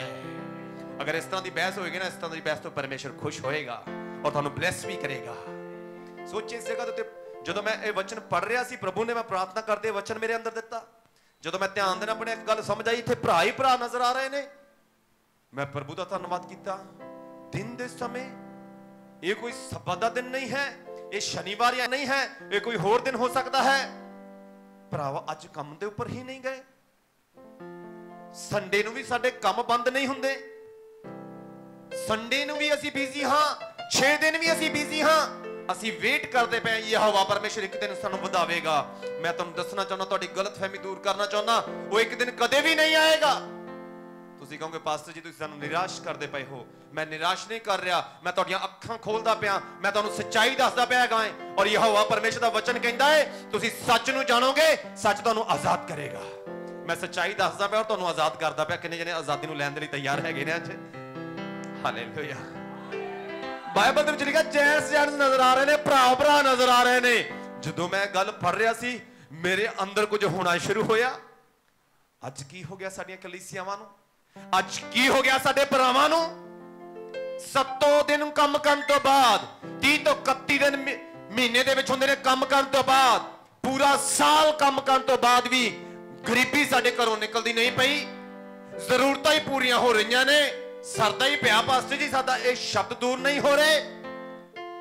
ਤੁਹਾਡੀ ਮਿਹਨਤ ਦੇ ਵਿੱਚ ਕਮੀ ਨਹੀਂ ਹੈ, ਲੇਕਿਨ ਮੈਂ ਤੁਹਾਨੂੰ ਦੱਸਣਾ ਚਾਹੁੰਦਾ ਤੁਹਾਨੂੰ ਜਿਹੜੀ ਯਹੋਵਾ ਪਰਮੇਸ਼ਰ ਦੇ ਵਿੱਚ ਰਹਿ ਕੇ ਜਿਹੜੀ ਮਿਹਨਤ ਕਰਨੀ ਚਾਹੀਦੀ ਨਾ, ਉਹ ਮਿਹਨਤ ਤੁਸੀਂ ਨਹੀਂ ਕਰਦੇ ਪਏ। ਇਸ ਕਰਕੇ ਤੁਹਾਡੇ ਸ਼ਬਦ ਨਹੀਂ ਬਦਲਦੇ ਪਏ, ਤੁਹਾਡੇ ਹਾਲਾਤ ਵੀ ਬਦਲਦੇ ਨਹੀਂ ਪਏ ਹਨ। ਬਾਈਬਲ ਚ ਲਿਖਿਆ 4 ਬੰਦੇ ਇੱਕੋ ਦਮ ਹੀ ਹੁੰਦੇ, ਪਤਾ ਨਹੀਂ ਕਿੱਧਰੋਂ। ਨਾ ਤਾਂ ਕੋਈ ਨਾਮ ਦਰਜ ਹੈ ਔਰ ਨਾ ਹੀ ਪਤਾ ਲੱਗਦਾ ਲਕਵੇ ਦੇ ਲੋਕੀ ਦੇ ਨਾਲ ਕੋਈ ਇਹਨਾਂ ਦੀ ਦੋਸਤੀ ਹੈ, ਮਿੱਤਰਤਾ ਹੈ ਜਾਂ ਕੁਝ ਹੋਰ ਹੈ। ਤੁਹਾਨੂੰ ਪਤਾ ਹੈ 4 ਵਿਅਕਤੀ ਆਉਂਦੇ ਨੇ ਇੱਕੋ ਦਮ ਔਰ 4 ਵਿਅਕਤੀ ਦੌੜੇ ਚਲੇ ਜਾਂਦੇ ਨੇ ਪਹਿਲਾਂ ਇਸ ਵਿਅਕਤੀ ਦੇ ਵੱਲ ਜਿਹਨੂੰ ਲਕਵੇ ਦਾ ਰੋਗ ਹੋਇਆ ਹੈਗਾ ਏ। ਔਰ ਬਾਈਬਲ ਦੇ ਵਿੱਚ ਲਿਖਿਆ ਹੈਗਾ ਏ ਉਹ ਕੋਸ਼ਿਸ਼ ਕਰ ਰਹੇ ਨੇ ਕਿ ਕੋਈ ਵਿਅਕਤੀ ਹੈ ਜਿਹਦਾ ਨਾਮ ਯਿਸੂ ਮਸੀਹ ਹੈ, ਉਹ ਅੰਦਰ ਹੈ ਬਿਲਕੁਲ।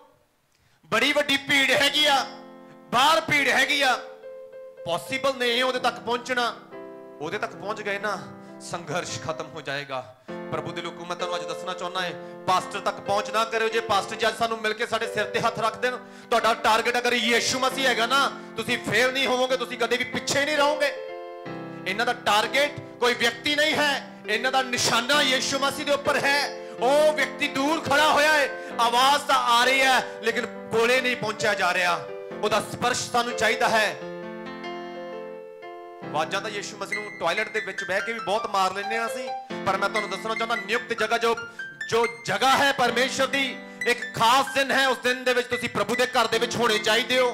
ਅਗਰ ਨਿਯੁਕਤ ਸਮੇਂ ਦੇ ਉੱਪਰ, ਨਿਯੁਕਤ ਜਗ੍ਹਾ ਦੇ ਉੱਪਰ ਹੋਵੋਗੇ, ਗਵਾਈਆਂ ਵੀ ਫਿਰ ਸਹੀ ਟਾਈਮ ਦੇ ਉੱਪਰ ਆਉਣਗੀਆਂ, ਲੇਟ ਨਹੀਂ ਹੋਣਗੀਆਂ। ਚੰਗਾਈਆਂ ਵੀ ਸਹੀ ਟਾਈਮ ਦੇ ਉੱਪਰ ਹੋਣਗੀਆਂ, ਲੇਟ ਨਹੀਂ ਹੋਣਗੀਆਂ।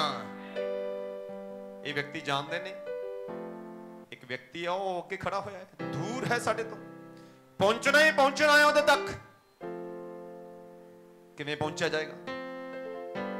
ਰਾਸਤਾ ਨਹੀਂ ਮਿਲ ਰਿਹਾ। ਹਰੇਕ ਵਿਅਕਤੀ, ਮੈਂ ਤੁਹਾਨੂੰ ਇੱਕ ਗੱਲ ਕਹਿਣਾ ਚਾਹੁੰਦਾ ਹਾਂ, ਕਿੰਨੇ ਨੇ ਸੈਲਫਿਸ਼ ਹੈਗੇ ਨੇ ਇੱਥੇ? ਸਵਾਰਥੀ ਹੈ ਕੋਈ? ਇਮਾਨਦਾਰ ਨੇ ਦੱਸ ਸਕਦੇ ਹੋ? ਸਵਾਰਥੀ। ਓਕੇ, ਮੇਰੀਆਂ ਭੈਣਾਂ ਬਾਹਰ ਬੈਠੀਆਂ ਨੇ, ਉਹ ਸਵਾਰਥੀ ਹੈਗੇ ਨੇ। ਬੜੀ ਪਰਮੇਸ਼ਰ ਤੁਹਾਨੂੰ ਬਲੈਸ ਕਰਨੇ, ਇਹ ਸਵਾਰਥਪੁਣੇ ਤੋਂ ਤੁਹਾਨੂੰ ਆਜ਼ਾਦ ਕਰਨ। ਤੁਸੀਂ ਬੜੀ ਇਮਾਨਦਾਰ ਨਾਲ ਹੱਥ ਖੜਾ ਕੀਤਾ ਹੈਗਾ। ਅੱਛੀ ਗੱਲ ਹੈ, ਪ੍ਰਭੂ ਦੀ ਹਜ਼ੂਰੀ 'ਚ ਗਲਤੀ ਮੰਨਣਾ ਵੀ ਬੜੀ ਵੱਡੀ ਗੱਲ ਹੈਗੀ ਹੈ। ਇਹੀ ਗੱਲ ਤਾਂ ਪ੍ਰਭੂ ਯਿਸੂ ਮਸੀਹ ਨੂੰ ਪਸੰਦ ਆ ਗਈ ਸੀ ਪਤਰਸ ਦੀ। ਮੱਛੀਆਂ ਵੇਖਣ ਤੋਂ ਬਾਅਦ ਗਲਤੀ ਮੰਨ ਰਿਹਾ ਹੈ, ਮੈਂ ਪਾਪੀ ਹਾਂ, ਸਾਨੂੰ ਬਰਕਤ ਮਿਲ ਜਾਂਦੀ, ਸਾਨੂੰ ਲੱਗਦਾ ਪਤਾ ਨਹੀਂ ਕਿਹੜਾ ਚੰਗਾ ਕੰਮ ਕੀਤਾ ਸੀਗਾ। ਪਤਰਸ ਨੂੰ ਬਰਕਤ ਮਿਲ ਕਿਉਂ ਕਹਿੰਦਾ ਮੈਂ ਤਾਂ ਚੰਗਾ ਕੰਮ ਕੀਤਾ ਹੀ ਕੋਈ ਨਹੀਂ। ਗਲਤੀ ਮੰਨ ਲਿਓ ਤੇ ਪ੍ਰਭੂ ਦੀ ਹਜ਼ੂਰੀ 'ਚ ਅਗਰ ਕਮੀ ਹੈ, ਪ੍ਰਭੂ ਪਸੰਦ ਕਰਨਗੇ। Thank you Jesus Lord. ਸਵਾਰਥੀ ਨਾ ਬਣਿਓ ਜੇ। ਪਰ ਮੈਂ ਤੁਹਾਨੂੰ ਇੱਕ ਗੱਲ ਕਹਿਣਾ ਚਾਹੁੰਦਾ ਹਾਂ, ਇੱਕ ਗੱਲ ਦੇ ਵਿੱਚ ਸਾਨੂੰ ਸਵਾਰਥੀ ਹੋਣਾ ਚਾਹੀਦਾ ਹੈ। ਧਿਆਨ ਦੇਣਾ, ਸੁਣ ਲਈਏ ਕਿਹੜੀ ਗੱਲ ਹੈ। ਆਤਮਿਕ ਤੌਰ ਤੇ ਸਵਾਰਥੀ ਬਣੀਏ। ਸਮਝਦੇ ਪਏ? ਆਤਮਿਕ ਤੌਰ ਤੇ ਕੀ ਬਣੀਏ? ਆਤਮਿਕ ਤੌਰ ਤੇ ਸਵਾਰਥੀ ਬਣੀਏ। ਆਤਮਿਕ ਤੌਰ ਤੇ ਸਵਾਰਥੀ ਮਤਲਬ ਜਦੋਂ ਆਤਮਿਕ ਗੱਲਾਂ ਦੇ ਵਿੱਚ ਵਧਣ ਦਾ ਸਵਾਲ ਪੈਦਾ ਹੋ ਜਾਵੇ, ਇੱਕ ਪਾਸੇ ਦੋਸਤ ਮਿੱਤਰ ਔਰ ਸੰਗਤੀ ਹੋਵੇ, ਇੱਕ ਪਾਸੇ ਆਤਮਿਕ ਤੌਰ ਤੇ ਵਧਣਾ ਹੋਵੇ, ਦੋਵਾਂ ਗੱਲਾਂ ਚੋਂ ਇੱਕ ਗੱਲ ਨੂੰ ਚੁਣਨਾ ਹੋਵੇ, ਤਾਂ ਆਤਮਿਕ ਗੱਲਾਂ ਦਾ ਚੁਣਾਵ ਕਰਿਓ ਜੇ, ਦੂਸਰਿਆਂ ਦਾ ਚੁਣਾਵ ਨਾ ਕਰਿਓ ਜੇ। 4 ਵਿਅਕਤੀ ਨੇ ਕੋਸ਼ਿਸ਼ ਕਰ ਰਹੇ ਨੇ ਅੰਦਰ ਆਇਆ ਜਾਵੇ। ਹਰੇਕ ਵਿਅਕਤੀ ਜੋ ਮੈਨੂੰ ਲੱਗਦਾ ਇਸ ਕਮਰੇ ਦੇ ਅੰਦਰ ਹੈ ਨਾ, ਹਰੇਕ ਵਿਅਕਤੀ ਉਹ ਸੈਲਫਿਸ਼ ਹੈ, ਸਪਿਰਿਚੁਅਲੀ ਸੈਲਫਿਸ਼ ਹੈਗਾ। ਔਰ ਇਹ ਗੱਲ ਪ੍ਰਭੂ ਯਿਸੂ ਮਸੀਹ ਨੂੰ ਪਸੰਦ ਹੈਗੀ। ਜਿਹੜਾ ਆਤਮਿਕ ਗੱਲਾਂ ਵੱਲ ਦੌੜਦਾ ਨਾ, ਸੰਸਾਰੀ ਗੱਲਾਂ ਨੂੰ ਛੱਡ ਕੇ, ਉਹ ਪ੍ਰਭੂ ਨੂੰ ਪਸੰਦ ਆਉਂਦਾ ਹੈਗਾ। ਕੋਈ ਵਿਅਕਤੀ ਜਗ੍ਹਾ ਦੇਣ ਦੇ ਲਈ ਤਿਆਰ ਨਹੀਂ ਹੈਗਾ। ਕੋਈ ਵਿਅਕਤੀ ਨਹੀਂ ਕਹਿੰਦਾ ਬਿਮਾਰ ਲਿਆਓ ਅੱਗੇ, ਸਾਰੇ ਕਹਿੰਦੇ ਅਸੀਂ ਕੁਝ ਲੈਣਾ। ਇਹ ਵਿਅਕਤੀ ਅੱਜ ਆਇਆ ਹੈ ਸਾਡੇ ਕੋਲੇ, ਅਚਾਨਕ ਹੀ ਆਇਆ, ਦੁਬਾਰਾ ਪਤਾ ਨਹੀਂ ਕਦੋਂ ਆਏਗਾ ਜਾਂ ਆਏਗਾ ਹੀ ਨਹੀਂ। ਅੱਜ ਮਿਸ ਨਹੀਂ ਕਰਨਾ ਕੁਝ ਵੀ। ਅਸੀਂ ਕਈ ਵਾਰੀ ਚਰਚ ਆਉਂਦੇ ਆ, ਅਗਲੇ ਸੰਡੇ ਤੱਕ ਜਾਂਦਿਆਂ ਦੇ ਸਭ ਕੁਝ ਵਾਸ਼ ਹੈ ਸਾਡੇ ਦਿਮਾਗ ਦੇ ਵਿੱਚੋਂ, ਦਿਲ ਦੇ ਵਿੱਚੋਂ, ਸਪਿਰਿਟ ਦੇ ਵਿੱਚੋਂ, ਸਭ ਵਚਨ ਭੁੱਲ ਜਾਂਦੇ ਹਾਂ ਅਸੀਂ। ਪਰ ਇਹ ਵਿਅਕਤੀ ਲਕਵੇ ਦੇ ਰੋਗੀ ਦੇ ਉੱਤੇ ਉਹਨੂੰ ਵੇਖ ਕੇ ਦਇਆ ਖਾਣ ਦੀ ਬਜਾਏ ਕਹਿੰਦੇ ਵਚਨ ਸੁਣਨਾ ਹੈ, ਜ਼ਰੂਰੀ ਹੈ ਸਾਨੂੰ। ਰਾਸਤਾ ਨਹੀਂ ਮਿਲ ਰਿਹਾ। ਤੁਹਾਨੂੰ ਪਤਾ ਹੈ 4 ਵਿਅਕਤੀ, ਸੋਚੋ ਅਗਰ ਕਿਸੇ ਪਾਸਟਰ ਦੇ ਨਾਲ ਨਾ, ਮੈਂ ਕਈ ਵਾਰੀ ਵੇਖਦਾ ਨਾ, ਅਗਰ ਬਾਡੀਗਾਰਡ ਹੁੰਦੇ ਨਾ, 4 ਬਾਡੀਗਾਰਡ ਚਾਰੇ ਪਾਸੇ ਹੋਣ, 15 20, ਦੂਸਰੇ ਪਾਸਟਰ ਟਿਚਰਾ ਕਰ ਲਾ ਪੈਂਦੇ, ਕਹਿੰਦੇ ਲਓ ਜੀ ਇਹ ਤਾਂ ਪ੍ਰਭੂ ਦੇ ਦੂਤ ਇਹਨਾਂ ਨੂੰ ਬਚਾਉਣ ਵਾਲੇ ਹੋਣੇ ਚਾਹੀਦੇ ਨੇ, ਇਹਨਾਂ ਨੂੰ ਬਾਡੀਗਾਰਡਾਂ ਦੀ ਕੀ ਲੋੜ ਹੈਗੀ ਆ। ਮੈਂ ਤੁਹਾਨੂੰ ਦੱਸਣਾ ਚਾਹੁੰਦਾ ਹੈ ਬਾਡੀਗਾਰਡਾਂ ਦੀ ਲੋੜ ਪੈਂਦੀ ਹੈ ਅੱਜ ਵੀ ਪਾਸਟਰਾਂ ਨੂੰ, ਇਹ 'ਚ ਕੋਈ ਗਲਤ ਨਹੀਂ ਹੈ। ਬੜੇ ਪਾਸਟਰ ਕਹਿੰਦੇ ਨੇ ਬਾਡੀਗਾਰਡਾਂ ਦੀ ਕੀ ਲੋੜ ਹੈਗੀ ਆ। ਕਈ ਸੇਵਕਾਈਆਂ ਦੇ ਵਿੱਚ ਜਦੋਂ ਸੇਵਕਾਈ ਵੱਧਦੀ ਹੈ ਕਿ ਨਾ ਲੋੜ ਹੈ। ਕਦੇ ਵੀ ਜੋ ਗੱਲ ਸਾਡੀ ਸਮਝ ਤੋਂ ਪਰੇ ਹੈ, ਆਤਮਾ ਤੋਂ ਵੱਡੇ ਲੈਵਲ ਦੀ ਗੱਲ ਹੈ, ਮੈਂ ਹਮੇਸ਼ਾ ਕਹਿੰਦਾ ਉਹਦੇ ਨਾਲ ਪੰਗਾ ਨਾ ਲਿਆ ਜਾਵੇ, ਉਹਦੇ ਉੱਤੇ ਟਿੱਪਣੀ ਨਾ ਕੀਤੀ ਜਾਵੇ ਕਦੇ ਵੀ। ਪਰ ਸੋਚੋ ਇਸ ਵਿਅਕਤੀ ਦੇ ਨਾਲ ਜਦੋਂ 4 ਵਿਅਕਤੀ ਹੋਣਗੇ, 4 ਸਪੋਰਟਰ ਹੋਣਗੇ, ਇਹਦਾ ਮਤਲਬ ਇਹ ਇਕੱਲਾ ਵਿਅਕਤੀ ਜੋ ਬਰਕਤ ਲੈਣ ਵਾਲਾ 4 ਵਿਅਕਤੀ ਦੀ ਸਪੋਰਟ ਕਰਨ ਵਾਲੇ ਹੈਗੇ ਨੇ, ਮੈਨੂੰ ਨਹੀਂ ਲੱਗਦਾ ਇਹਨੂੰ ਚਿੰਤਾ ਕਰਨੀ ਚਾਹੀਦੀ ਹੈ। ਪਰ ਇਹ 4 ਵਿਅਕਤੀ ਜਿਹੜੇ ਹੈਗੇ ਨਾ, ਇਹ ਬੈਠਣ ਵਾਲੇ ਨਹੀਂ ਹਨ। ਇਹਨਾਂ ਨੂੰ ਪਤਾ ਹੈ ਕਿ ਪ੍ਰਭੂ ਯਿਸੂ ਮਸੀਹ ਵਚਨ ਸੁਣਾਏਗਾ, ਖਾਣਾ ਖਾਏਗਾ ਜਾਂ ਨਹੀਂ ਖਾਏਗਾ ਸਾਨੂੰ ਨਹੀਂ ਪਤਾ। ਇਹ ਪਰਿਵਾਰਿਕ ਮੈਂਬਰਾਂ ਨਾਲ ਬੈਠ ਕੇ ਹਾਲ ਚਾਲ ਪੁੱਛ ਕੇ ਸਪੈਸ਼ਲ ਪ੍ਰਾਰਥਨਾ ਕਰੇਗਾ ਜਾਂ ਨਹੀਂ ਕਰੇਗਾ ਸਾਨੂੰ ਨਹੀਂ ਪਤਾ। ਪਰ ਇਹ ਵਚਨ ਸੁਣਾਉਂਦਾ ਇੱਕਦਮ ਨਿਕਲ ਜਾਂਦਾ ਹੈ। ਇਸ ਤੋਂ ਪਹਿਲਾਂ ਇਹ ਵਚਨ ਕੰਪਲੀਟ ਕਰੇ, ਉਦੋਂ ਪਹਿਲਾਂ ਅਸੀਂ ਪ੍ਰਭੂ ਯਿਸੂ ਮਸੀਹ ਦੇ ਨੇੜੇ ਪਹੁੰਚਣਾ ਹੀ ਹੈ। ਹੁਣ ਗੱਲ ਇੱਕ ਹੈਗਾ, ਮੈਨੂੰ ਦੱਸੋ ਕਿੰਨੇ ਦਰਵਾਜ਼ੇ ਹੈਗੇ ਸਾਡੇ ਇੱਥੇ? ਕਿੰਨੇ ਦਰਵਾਜ਼ੇ ਮੌਜੂਦ ਨੇ? 2 ਦਰਵਾਜ਼ੇ ਹੈਗੇ ਨੇ। ਜੇ ਮੈਂ ਇੱਧਰੋਂ ਦੀ ਨਹੀਂ ਨਿਕਲੂੰਗਾ, ਇੱਧਰ ਦੀ ਤਾਂ ਨਿਕਲੂੰਗਾ। ਜੇ ਇੱਧਰ ਦੀ ਨਹੀਂ ਨਿਕਲੂੰਗਾ ਤਾਂ ਇੱਧਰ ਦੀ ਤਾਂ ਨਿਕਲੂੰਗਾ। ਰੋਸ਼ਨਦਾਨ ਤਾਂ ਨਿਕਲਿਆ ਨਹੀਂ ਜਾਏਗਾ। ਤੇ ਜੇ ਯਿਸੂ ਮਸੀਹ ਵਚਨ ਸੁਣਾ ਰਹੇ ਨੇ, ਅਗਰ ਦਰਵਾਜ਼ੇ ਥਾਣੀ ਅੰਦਰ ਆਏ ਨੇ, ਦਰਵਾਜ਼ੇ ਥਾਣੀ ਤਾਂ ਬਾਹਰ ਜਾਣਗੇ ਉਹ। ਇਸ ਤਰ੍ਹਾਂ ਤਾਂ ਨਹੀਂ ਹੈਗਾ ਕਿ ਬਾਹਰ ਗੱਡੀ ਖੜੀ ਹੈ, ਯਿਸੂ ਮਸੀਹ ਗੱਡੀ ਤੇ ਬਹਿਣਗੇ, ਗੱਡੀ ਭਜਾ ਕੇ ਲੈ ਜਾਣਗੇ। ਤੁਰ ਕੇ ਆਏ ਨੇ, ਤੁਰ ਕੇ ਹੀ ਤਾਂ ਜਾਣਗੇ ਯਿਸੂ ਮਸੀਹ। ਚਲੋ ਠੀਕ ਹੈ, ਅਗਰ ਯਿਸੂ ਮਸੀਹ ਤੁਰ ਕੇ ਬਾਹਰ ਆਉਣਗੇ, ਆਪਾਂ ਵੇਟ ਕਰਦੇ ਹਾਂ, ਵਚਨ ਸੁਣਦੇ ਹਾਂ, ਡਿਸਟਰਬ ਕਿਉਂ ਕਰਨਾ ਕਿਸੇ ਨੂੰ। ਆਪਾਂ ਯਿਸੂ ਮਸੀਹ ਤੋਂ ਬਾਹਰ ਆਉਣਗੇ, ਆਪਾਂ 4 ਜਣੇ ਹੈਗੇ, ਘੇਰ ਲੈਣਾ ਯਿਸੂ ਮਸੀਹ ਨੂੰ, ਆਪੇ ਚੰਗਾ ਕਰਕੇ ਜਾਣਗੇ। ਯਿਸੂ ਮਸੀਹ ਨੂੰ ਤਾਂ ਆਵਾਜ਼ਾਂ ਮਾਰਨ ਵਾਲੇ ਅੰਨੇ ਵੀ ਚੰਗਾਈ ਪਾ ਲੈਂਦੇ ਨੇ। ਆਪਾਂ 4 ਜਣੇ ਮਿਲ ਕੇ ਆਵਾਜ਼ਾਂ ਮਾਰਾਂਗੇ ਤਾਂ ਵੀ ਚੰਗਾਈ ਹੋ ਸਕਦੀ ਹੈ। ਹੋ ਸਕਦੀ ਹੈ, ਨਹੀਂ ਹੋ ਸਕਦੀ? ਉਹਨਾਂ 4 ਜਣਿਆਂ ਨੇ ਸਾਡੇ ਵਾਂਗੂ ਨਹੀਂ ਸੋਚਿਆ ਕਿ ਚੰਗਾਈ ਇਸ ਤਰ੍ਹਾਂ ਹੋ ਸਕਦੀ ਹੈ। ਉਹ ਵੇਟ ਕਰਨ ਦੇ ਲਈ ਤਿਆਰ ਨਹੀਂ ਹਨ। ਪ੍ਰਭੂ ਦੇ ਲੋਕੋ, ਮੈਂ ਤੁਹਾਨੂੰ ਕਹਿਣਾ ਚਾਹੁੰਦਾ ਹਾਂ, ਵੇਟ ਨਾ ਕਰਿਆ ਕਰੋ। ਸਾਡੇ ਲੋਕਾਂ ਦੀ ਸਮੱਸਿਆ ਪਤਾ ਕਿ ਕਣਕ ਦਾ ਸੀਜ਼ਨ ਆਇਆ, ਚਰਚ ਮਿਸ 15-20 ਦਿਨ। ਝੋਨੇ ਦਾ ਸੀਜ਼ਨ ਆਇਆ, 15-20 ਦਿਨ ਚਰਚ ਮਿਸ। ਝੋਨੇ ਦੀ ਕਟਾਈ ਹੋਊਗੀ, 15-20 ਦਿਨ ਫੇਰ ਮਿਸ। ਕਣਕ ਦੀ ਕਟਾਈ ਹੋਊਗੀ, 15-20 ਦਿਨ ਫੇਰ ਮਿਸ। ਮੀਂਹ ਪੈ ਗਿਆ, ਫੇਰ ਮਿਸਿੰਗ। ਅਗਰ ਤੁਸੀਂ ਇਸ ਤਰ੍ਹਾਂ ਦੇ ਹੈਗੇ ਹੋ ਨਾ, ਆਪਣੀਆਂ ਸੋਚਾਂ ਵਿਚਾਰਾਂ ਨੂੰ ਬਦਲ ਲਈਏ। ਪਿਛਲੇ ਸਾਲਾਂ ਤੋਂ ਤੁਸੀਂ ਆਹ ਕੁਝ ਕਰਦੇ ਆ ਰਹੇ ਹੋ, ਅਗਰ ਹਾਲਾਤ ਬਦਲੇ ਨਹੀਂ ਨਾ, ਹੁਣ ਤਰੀਕਾ ਬਦਲ ਕੇ ਵੇਖ ਲਈਏ। ਇਹਨਾਂ ਨੂੰ ਪਤਾ ਕਿ ਯਿਸੂ ਮਸੀਹ ਦਰਵਾਜ਼ੇ ਤੋਂ ਨਹੀਂ ਬਾਹਰ ਨਿਕਲ ਗਿਆ, ਪਰ ਇਹ ਵੀ ਪਤਾ ਹੈ ਕਿ ਉਸ ਮੌਕੇ ਦੇ ਉੱਪਰ ਅਸੀਂ ਮਿਸ ਨਾ ਕਰ ਜਾਈਏ, ਉਦੋਂ ਪਹਿਲਾਂ ਯਿਸੂ ਮਸੀਹ ਦੇ ਕੋਲੇ ਪਹੁੰਚ ਜਾਈਏ। ਤੁਹਾਨੂੰ ਪਤਾ ਇਹਨਾਂ ਨੇ ਕੀ ਕੀਤਾ? ਬਾਈਬਲ 'ਚ ਲਿਖਿਆ ਛੱਤ ਦੇ ਉੱਪਰ ਚੜ ਗਏ ਨੇ। ਕਿਵੇਂ ਚੜ ਗਏ ਨੇ ਛੱਤ ਦੇ ਉੱਪਰ? ਪੂਰੀ ਤਾਕਤ ਨਾਲ ਬੋਲ ਕੇ ਦੱਸੋ, ਕਿੰਨੇ ਜਣੇ ਚੜੇ ਨੇ ਛੱਤ ਦੇ ਉੱਪਰ? ਸੋਚ ਸਮਝ ਕੇ ਜਵਾਬ ਦਿਓ, ਕਿੰਨੇ ਜਣੇ ਚੜੇ ਨੇ ਛੱਤ ਦੇ ਉੱਪਰ? ਦੇਖਿਆ ਤੁਸੀਂ ਮਿੰਟੋ ਮਿੰਟੀ ਪਾਣੀ ਵਰਗੇ ਹੈਗੇ ਨਾ, ਬਦਲ ਜਾਂਦੇ ਨਾ। ਕਦੇ ਕੌਲੀ 'ਚ ਪਾਇਆ, ਕੌਲੀ ਵਰਗਾ ਆਕਾਰ, ਪਾਣੀ ਦਾ ਗਲਾਸ 'ਚ ਪਾਇਆ, ਗਲਾਸ ਵਰਗੇ। ਅਗਰ 5 ਜਣੇ ਛੱਤ ਦੇ ਉੱਪਰ ਨੇ ਮੰਜਾ ਰੱਖਿਆ ਹੋਇਆ, 4 ਜਣੇ ਖੜੇ ਨੇ, ਇਹਦਾ ਮਤਲਬ ਛੱਤ ਛੋਟੀ ਤਾਂ ਨਹੀਂ ਹੋਏਗੀ, ਵੱਡੀ ਹੋਏਗੀ। ਛੱਤ ਕਾਫੀ ਵੱਡੀ ਹੋਣੀ ਚਾਹੀਦੀ ਹੈ। ਮੈਨੂੰ ਇਹ ਦੱਸੋ, ਸੌਖਾ ਚੜਿਆ ਗਿਆ ਹੋਏਗਾ ਛੱਤ ਦੇ ਉੱਪਰ ਜਾਂ ਔਖਾ ਹੋਏਗਾ? ਈਜ਼ੀ ਨਹੀਂ ਹੋਏਗਾ।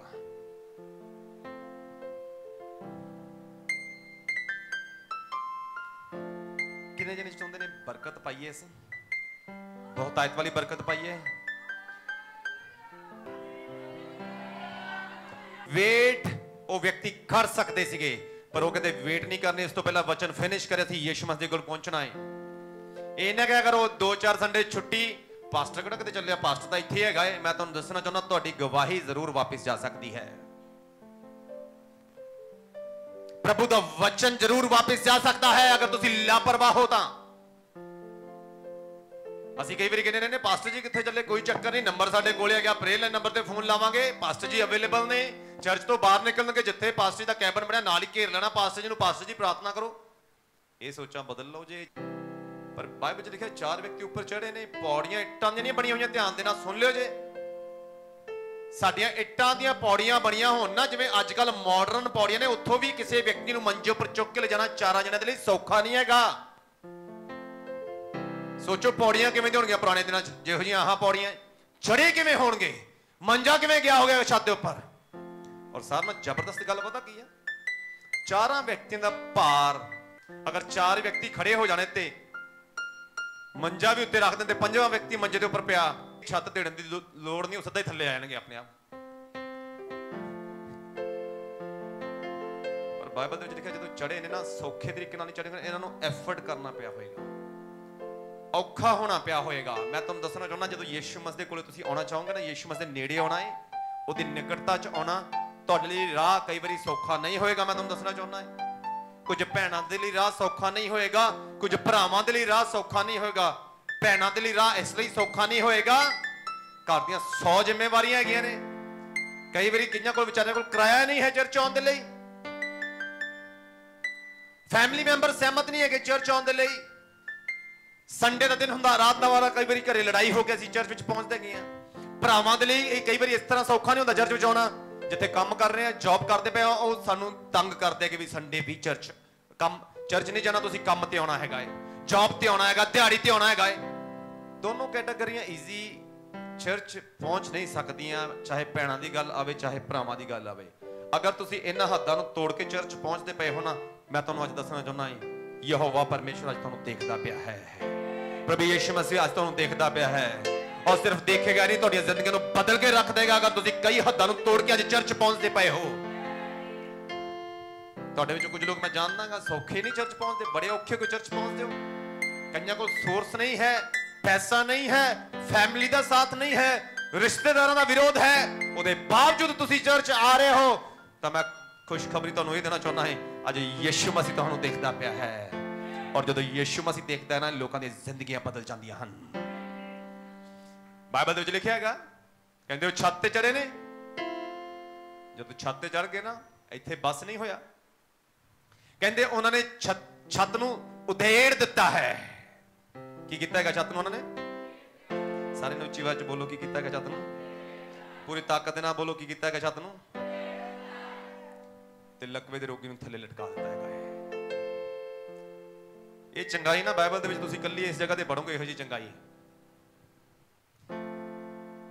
ਸੋਚੋ, ਇਹਨਾਂ ਨੇ ਐ ਨਹੀਂ ਸੋਚਿਆ ਹੈਗਾ ਵਚਨ ਚੱਲਦੇ ਚ ਅਗਰ ਯਿਸੂ ਮਸੀਹ ਨੇ ਸਾਨੂੰ ਝਿੜਕ ਦਿੱਤਾ ਤਾਂ ਫੇਰ ਵਚਨ ਚੱਲਦੇ ਜੇ ਤੁਸੀਂ ਹੋਰ ਹੀ ਕੰਮ ਕਰੀਏ ਨੇ, ਚੰਗਾਈਆਂ ਦੇ ਤਾਂ ਸਮੇਂ ਤਾਂ ਹਜੇ ਆਇਆ ਹੀ ਨਹੀਂ। ਪਰ ਬਾਈਬਲ 'ਚ ਲਿਖਿਆ ਇਹਨਾਂ ਨੇ ਆਪਣੀ ਮਿਹਨਤ ਕੀਤੀ ਹੈ। ਇੱਕ ਬੜਾ ਖੂਬਸੂਰਤ, ਬੜਾ ਪਿਆਰਾ ਵਚਨ ਹੈ, ਸਬਾ ਉਪਦੇਸ਼ 11ਵਾਂ ਅਧਿਆਇ, ਬੜਾ ਖੂਬਸੂਰਤ, ਬੜਾ ਜ਼ਬਰਦਸਤ ਵਚਨ ਹੈ। ਧਿਆਨ ਨਾਲ ਸੁਣ ਲਈਏ, ਬਾਅਦ ਚੋਂ ਲਿਖ ਲਓ। ਕਿੰਨੇ ਜਣਿਆਂ ਦਾ ਜਨਮ ਹੋਇਆ ਹੈ? ਕਿੰਨੇ ਜਣਿਆਂ ਦਾ ਜਨਮ ਹੋਇਆ ਹੈ? ਤੇ ਕਿੰਨੇ ਜਣੇ ਸਿੱਧੇ ਸਵਰਗ ਤੋਂ ਥੱਲੇ ਆਏ ਨੇ? ਜਨਮ ਸਾਰਿਆਂ ਦਾ ਹੀ ਹੋਇਆ ਹੈਗਾ, ਕਨਫਿਊਜ਼ ਨਾ ਹੋ। ਸਾਡਾ ਸਾਰਿਆਂ ਦਾ ਜਨਮ ਹੋਇਆ ਹੈ, ਮਾਤਾ ਦੇ ਗਰਭ ਦੇ ਵਿੱਚ ਅਸੀਂ ਬਣੇ ਹੈਗੇ ਆ, ਸਾਡਾ ਜਨਮ ਹੋਇਆ ਹੈ। ਤੁਹਾਨੂੰ ਪਤਾ ਅਸੀਂ ਬਣਾਏ ਗਏ ਆ, ਸਾਨੂੰ ਖੁਦ ਆਪਦੀ ਬਣਤਰ ਦਾ ਹੀ ਪਤਾ ਨਹੀਂ ਹੈ ਅਸੀਂ ਬਣੇ ਕਿਵੇਂ ਆ। 11ਵੇਂ ਅਧਿਆਇ 'ਚ ਬੜਾ ਖੂਬਸੂਰਤ ਵਚਨ ਲਿਖਿਆ ਹੋਇਆ ਹੈ, 11ਵਾਂ ਅਧਿਆਇ 4 ਤੋਂ 6 ਦੇ ਵਿੱਚ ਕਹਿੰਦਾ, ਜਿਵੇਂ ਤੈਨੂੰ ਇਹ ਨਹੀਂ ਨਾ ਪਤਾ ਗਰਭਵਤੀ ਔਰਤ ਦੇ ਪੇਟ ਦੇ ਵਿੱਚ ਹੱਡੀਆਂ ਕਿਵੇਂ ਬਣਦੀਆਂ ਨੇ, ਤੈਨੂੰ ਇਹ ਵੀ ਪਤਾ ਨਹੀਂ ਯਹੋਵਾ ਪਰਮੇਸ਼ਰ ਕੰਮ ਕਿਵੇਂ ਕਰਦਾ ਹੈ। ਸਵੇਰੇ ਵੀ ਬੀਜ ਸ਼ਾਮ ਨੂੰ ਵੀ ਬੀਜ। ਤੈਨੂੰ ਨਹੀਂ ਪਤਾ ਸਵੇਰ ਵਾਲਾ ਬੀਜ ਫਲ ਲੈ ਕੇ ਆਏਗਾ ਜਾਂ ਸ਼ਾਮ ਵਾਲਾ ਬੀਜ ਫਲ ਲੈ ਕੇ ਆਵੇਗਾ, ਜਾਂ ਹੋ ਸਕਦਾ ਦੋਵੇਂ ਬੀਜ ਹੀ ਫਲ ਲੈ ਕੇ ਆ ਜਾਣ। ਕਹਿੰਦੇ ਇਸ ਕਰਕੇ ਆਪਣੇ ਬੀਜ ਨੂੰ ਸਵੇਰ ਵੀ ਬੀਜ ਤੇ ਸ਼ਾਮ ਨੂੰ ਵੀ ਬੀਜ। ਸੋਚੋ, ਸਾਡੇ ਸਾਰਿਆਂ ਦਾ ਜਨਮ ਹੋਇਆ ਤੇ ਸਾਡੇ ਸਾਰਿਆਂ ਨੂੰ ਅਗਰ ਸਵਾਲ ਪੁੱਛਿਆ ਜਾਵੇ ਨਾ ਵੀ ਹੱਡੀਆਂ ਕਿਵੇਂ ਬਣਦੀਆਂ ਨੇ ਗਰਭਵਤੀ ਔਰਤ ਦੇ ਪੇਟ 'ਚ, ਸਾਡੇ ਕੋਲ ਜਵਾਬ ਨਹੀਂ ਹੋਏਗਾ। ਇਹ ਬਾਈਬਲ 'ਚ ਲਿਖਿਆ, ਤੁਹਾਨੂੰ ਤਾਂ ਇਹ ਵੀ ਪਤਾ ਨਹੀਂ ਕਿ ਪੇਟ ਦੇ ਵਿੱਚ ਜਦੋਂ ਬੱਚਾ ਬਣਦਾ ਹੱਡੀਆਂ ਕਿਵੇਂ ਬਣਦੀਆਂ ਨੇ। ਤੇ ਕਹਿੰਦੇ ਉਸੇ ਤਰੀਕੇ ਨਾਲ ਯਹੋਵਾ ਪਰਮੇਸ਼ਰ ਦੇ ਕੰਮਾਂ ਦਾ ਵੀ ਤੈਨੂੰ ਗਿਆਨ ਨਹੀਂ ਹੈਗਾ। ਤੇ ਮੈਂ ਤੁਹਾਨੂੰ ਅੱਜ ਇਹ ਕਹਿਣਾ ਚਾਹੁੰਦਾ ਹਾਂ, ਅੱਜ ਤੁਹਾਨੂੰ ਤੁਹਾਡੀਆਂ ਸਮੱਸਿਆਵਾਂ ਬਾਰੇ ਪਤਾ ਹੋ ਸਕਦਾ ਹੈ, ਤੁਹਾਨੂੰ ਤੁਹਾਡੀਆਂ ਤੰਗੀਆਂ ਪਰੇਸ਼ਾਨੀਆਂ ਬਾਰੇ ਪਤਾ ਹੋ ਸਕਦਾ ਹੈ, ਤੁਹਾਨੂੰ ਤੁਹਾਡੀਆਂ ਲੋੜਾਂ ਬਾਰੇ ਪਤਾ ਹੋ ਸਕਦਾ ਹੈ, ਪਰ ਮੈਂ ਤੁਹਾਨੂੰ ਇੱਕ ਗੱਲ ਕਹਿਣਾ ਚਾਹੁੰਦਾ ਹਾਂ, ਯਹੋਵਾ ਪਰਮੇਸ਼ਰ ਦੇ ਵੱਲ ਜਦੋਂ ਜਾਣ ਦੀ ਵਾਰੀ ਆਵੇ, ਜਦੋਂ ਪ੍ਰਾਰਥਨਾ ਕਰਨ ਦੀ ਵਾਰੀ ਆਵੇ, ਜਦੋਂ ਆਰਾਧਨਾ ਕਰਨ ਦੀ ਵਾਰੀ ਆਵੇ, ਪਿੱਛੇ ਨਾ ਹਟਿਓ। ਉਸ ਸਮੇਂ ਤੁਹਾਨੂੰ ਨਹੀਂ ਪਤਾ ਯਹੋਵਾ ਪਰਮੇਸ਼ਰ ਨੇ ਕਿਵੇਂ ਕੰਮ ਕਰ ਦੇਣਾ ਹੈਗਾ ਏ, ਔਰ ਯਹੋਵਾ ਪਰਮੇਸ਼ਰ ਕਦੋਂ ਵੀ ਕੰਮ ਕਰ ਸਕਦਾ ਹੈ, ਲੇਕਿਨ ਤਿਆਰੀ ਸਾਡੀ ਹੋਣੀ ਚਾਹੀਦੀ ਹੈ। ਹਾਲੇਲੂਇਆ। ਹੁਣ ਮੈਨੂੰ ਇਹ ਦੱਸੋ, ਜਦੋਂ ਛੱਤ ਤੇ ਚੜੇ ਹੋਣਗੇ ਤੇ ਜਦੋਂ ਇਹਨਾਂ ਨੇ ਛੱਤ ਢੇੜੀ ਹੋਏਗੀ ਤੇ ਜਦੋਂ ਰੋਗੀ ਨੂੰ ਥੱਲੇ ਲਟਕਾਇਆ ਹੋਏਗਾ ਤੇ ਵਚਨ ਚੱਲ ਰਿਹਾ ਹੋਏਗਾ ਤੇ ਪ੍ਰਭੂ ਯਿਸੂ ਮਸੀਹ ਖੁਸ਼ ਹੋਏ ਹੋਣਗੇ ਜਾਂ ਗੁੱਸਾ ਆਇਆ ਹੋਏਗਾ ਪ੍ਰਭੂ ਯਿਸੂ ਮਸੀਹ ਨੂੰ? ਤੁਹਾਨੂੰ ਪਤਾ ਬਾਈਬਲ 'ਚ ਇੱਕ ਬੜਾ ਖੂਬਸੂਰਤ ਜ਼ਬਰਦਸਤ ਵਚਨ ਆ ਇਬਰਾਨੀਓ 11:6 'ਚ ਲਿਖਿਆ, ਕਹਿੰਦੇ ਵਿਸ਼ਵਾਸ ਤੋਂ ਬਿਨਾਂ ਯਹੋਵਾ ਪਰਮੇਸ਼ਰ ਨੂੰ ਪ੍ਰਸੰਨ ਕਰਨਾ ਅਨਹੋਣਾ ਹੈ। ਉਹਦੇ ਕੋਲ ਆਉਣ ਵਾਲੇ ਨੂੰ ਇਹ ਵਿਸ਼ਵਾਸ ਹੋਣਾ ਚਾਹੀਦਾ ਕਿ ਉਹ ਹੈ ਔਰ ਆਪਣੇ ਖੋਜਣ ਵਾਲਿਆਂ ਨੂੰ ਪ੍ਰਤੀਫਲ ਦਿੰਦਾ ਹੈ। ਇਹਨਾਂ ਗੱਲਾਂ ਤੋਂ ਯਹੋਵਾ ਪਰਮੇਸ਼ਰ ਖੁਸ਼ ਹੁੰਦਾ ਹੈਗਾ ਹੈ। ਔਰ ਜਦੋਂ ਇਹਨਾਂ ਨੇ ਇਹ ਕੰਮ ਕੀਤਾ ਹੈਗਾ ਨਾ, ਬਾਈਬਲ ਦੇ ਵਿੱਚ ਲਿਖਿਆ ਹੈਗਾ ਹੈ, ਜਦੋਂ ਛੱਤ ਉਧੇੜੀ ਲਕਵੇ ਦਾ ਰੋਗੀ ਥੱਲੇ ਉਤਰਿਆ ਹੈ ਨਾ, ਹਰੇਕ ਬੰਦੇ ਨੂੰ ਯਿਸੂ ਮਸੀਹ ਸਵਾਲ ਕਰਦੇ ਨੇ, ਤੂੰ ਕੀ ਚਾਹੁੰਦਾ ਹੈ? ਤੈਨੂੰ ਵਿਸ਼ਵਾਸ ਆ ਮੈਂ ਕਰ ਸਕਦਾ ਹੈ? ਇਹ ਦੋ ਸਵਾਲ ਕਾਮਨ ਆ, ਸਾਰਿਆਂ ਤੋਂ ਯਿਸੂ ਮਸੀਹ ਪੁੱਛਦੇ ਨੇ, ਫੇਰ ਹੀ ਚੰਗਾਈ ਦਿੰਦੇ ਨੇ। ਪਰ ਬਾਈਬਲ 'ਚ ਲਿਖਿਆ ਲਕਵੇ ਦਾ ਰੋਗੀ ਥੱਲੇ ਹੈ, ਜਿਹੜੇ ਲੈ ਕੇ ਆਉਣ ਵਾਲੇ ਨੇ ਉੱਪਰ ਨੇ। ਤੇ ਵਚਨ 'ਚ ਲਿਖਿਆ ਯਿਸੂ ਮਸੀਹ ਨੇ ਰੋਗੀ ਵੱਲ ਵੇਖ ਕੇ ਉੱਪਰਲੇ ਵਿਅਕਤੀਆਂ ਦੇ ਵਿਸ਼ਵਾਸ ਨੂੰ ਵੇਖ ਲਿਆ, ਉਹਨਾਂ ਦੇ ਵਿਸ਼ਵਾਸ ਨੂੰ ਵੇਖ ਕੇ ਰੋਗੀ ਨੂੰ ਠੀਕ ਕਰ ਦਿੱਤਾ ਹੈ। Hallelujah, hallelujah. ਸੋਚੀਏ, ਮੈਂ ਤੁਹਾਨੂੰ ਕਹਿਣਾ ਚਾਹੁੰਦਾ, ਤੁਸੀਂ ਪ੍ਰਭੂ ਦੇ ਲੋਕ ਹੋ, ਪ੍ਰਭੂ ਨੂੰ ਜਾਣਦੇ ਹੋ। ਅੱਜ ਬਹੁਤ ਸਾਰੇ ਲੋਕੀ ਅਜਿਹੇ ਨੇ ਤੁਹਾਡੇ ਆਲੇ ਦੁਆਲੇ ਜਿਹੜੇ ਸਰੀਰ ਦੇ ਵਿੱਚ ਹੋ ਸਕਦਾ ਰੋਗ ਦੇ ਵਿੱਚ ਨਾ ਹੋਣ, ਪਰ ਆਤਮਾ ਦੇ ਵਿੱਚ ਉਹ ਰੋਗੀ ਨੇ। ਤੁਸੀਂ ਕਦੇ ਕੋਸ਼ਿਸ਼ ਕੀਤੀ ਉਹਨਾਂ ਨੂੰ ਚਰਚ ਲੈ ਕੇ ਆਉਣ ਦੇ ਲਈ? ਕਦੇ ਕੋਸ਼ਿਸ਼ ਕੀਤੀ ਉਹਨਾਂ ਨੂੰ ਖਿੱਚ ਕੇ ਪਰਮੇਸ਼ਰ ਦੀ ਹਜ਼ੂਰੀ 'ਚ ਲੈ ਕੇ ਆਉਣ ਦੇ ਲਈ? ਅਸੀਂ ਤਾਂ ਖੁਦ ਭਲੇ ਚੰਗੇ ਹੋਣ ਦੇ ਬਾਵਜੂਦ ਮਸਾਂ ਚਰਚ ਦੇ ਵਿੱਚ ਪਹੁੰਚਦੇ ਹਾਂ ਕਈ ਵਾਰੀ। ਤੇ ਇਸ ਵਚਨ ਨੂੰ ਅਸੀਂ ਕਿੰਨੇ ਵਾਰੀ ਪਹਿਲਾਂ ਪੜਿਆ ਹੋਏਗਾ, ਕਦੇ ਆਪਣੇ ਜੀਵਨ 'ਚ ਢਾਲ ਕੇ ਵੇਖਿਆ ਇਸ ਨੂੰ? ਕਈ ਵਾਰੀ ਸਰੀਰ ਚੰਗਾ ਹੈ ਤੇ ਲਕਵੇ ਤੇ ਰੋਗੀ ਨੂੰ ਜ਼ਿਆਦਾ ਮਾੜਾ ਹਾਲ ਸਾਡਾ ਹੋਇਆ ਪਿਆ ਹੁੰਦਾ ਹੈ। ਪਾਸਟਰ ਸਾਨੂੰ ਬਾਰ-ਬਾਰ ਪੁੱਛਦਾ, ਤੁਸੀਂ ਚਰਚ ਕਿਉਂ ਨਹੀਂ ਆ ਰਹੇ? ਚਰਚ ਕਿਉਂ ਨਹੀਂ ਆ ਰਹੇ? ਜਦੋਂ 3-4 ਵਾਰੀ ਪਾਸਟਰ ਦੇ ਮੂੰਹ 'ਚੋਂ ਘਵਾ ਦਿੰਦੇ, ਫਿਰ ਚਰਚ ਆਉਂਦੇ ਹੈਗੇ। ਸੋਚੀਏ, ਲਕਵੇ ਤੇ ਰੋਗੀ ਜਿਹੜੇ ਹੈਗੇ ਤੁਸੀਂ ਉਹ ਬਣਨਾ ਹੈ, ਜਾਂ ਜਿਹੜੇ ਮੰਜਾ ਚੱਕਣ ਵਾਲੇ ਸੀ ਤੁਸੀਂ ਉਹ ਬਣਨਾ ਹੈ? ਦੋਵਾਂ ਚੋਂ ਕੀ ਬਣਨਾ ਚਾਹੁੰਦੇ ਤੁਸੀਂ ਦੱਸੋ ਮੈਨੂੰ? ਚੱਕਣ ਵਾਲੇ ਕਿ ਚੁਕਾਉਣ ਵਾਲੇ? ਚੱਕਣ ਵਾਲੇ ਪਰਮੇਸ਼ਰ ਤੁਹਾਨੂੰ ਬਣਾਉਣਾ ਚਾਹੁੰਦਾ ਹੈ। ਇਹ ਗੱਲ ਯਾਦ ਰੱਖਿਓ ਜੇ, ਜਦੋਂ ਚਰਚ ਵਿੱਚ ਆਉਂਦੇ ਹੋ, ਕਿਸੇ ਵਿਅਕਤੀ ਨੂੰ ਲੈ ਕੇ ਆ ਰਹੇ ਹੋ, ਵੇਟ ਨਾ ਕਰੇ ਗੁਰੂ ਪਾਸਟਰ ਜੀ ਸਪੈਸ਼ਲ ਮਿਲ ਕੇ ਪ੍ਰਾਰਥਨਾ ਕਰਨਗੇ। ਮੈਂ ਤੁਹਾਨੂੰ ਦੱਸਣਾ ਚਾਹੁੰਦਾ ਇੱਕ ਖੁਸ਼ਖਬਰੀ ਤੁਹਾਡੇ ਲਈ। ਜਦੋਂ ਤੁਸੀਂ ਕਿਸੇ ਨੂੰ ਘਰੋਂ ਲੈ ਕੇ ਆ ਰਹੇ ਹੋ ਨਾ, ਕਿਸੇ ਵਿਅਕਤੀ ਨੂੰ, ਜਦੋਂ ਘਰੋਂ ਚੱਲਦੇ ਹੋ, ਤੁਹਾਡਾ ਵਿਸ਼ਵਾਸ ਉਦੋਂ ਹੀ ਪਰਮੇਸ਼ਰ ਉਹਨੂੰ ਵੇਖਣਾ ਸ਼ੁਰੂ ਕਰ ਦਿੰਦਾ ਹੈ। ਉਸੇ ਸਮੇਂ ਤੁਹਾਡਾ ਵਿਸ਼ਵਾਸ ਜਿਹੜਾ ਹੈਗਾ ਏ, ਉਹਨੂੰ ਪਰਮੇਸ਼ਰ ਦੇਖਣਾ ਸ਼ੁਰੂ ਕਰ ਦਿੰਦਾ। ਉੱਥੋਂ ਹੀ ਤੁਹਾਡਾ ਵਿਸ਼ਵਾਸ ਸ਼ੁਰੂ ਹੋ ਜਾਂਦਾ ਹੈ।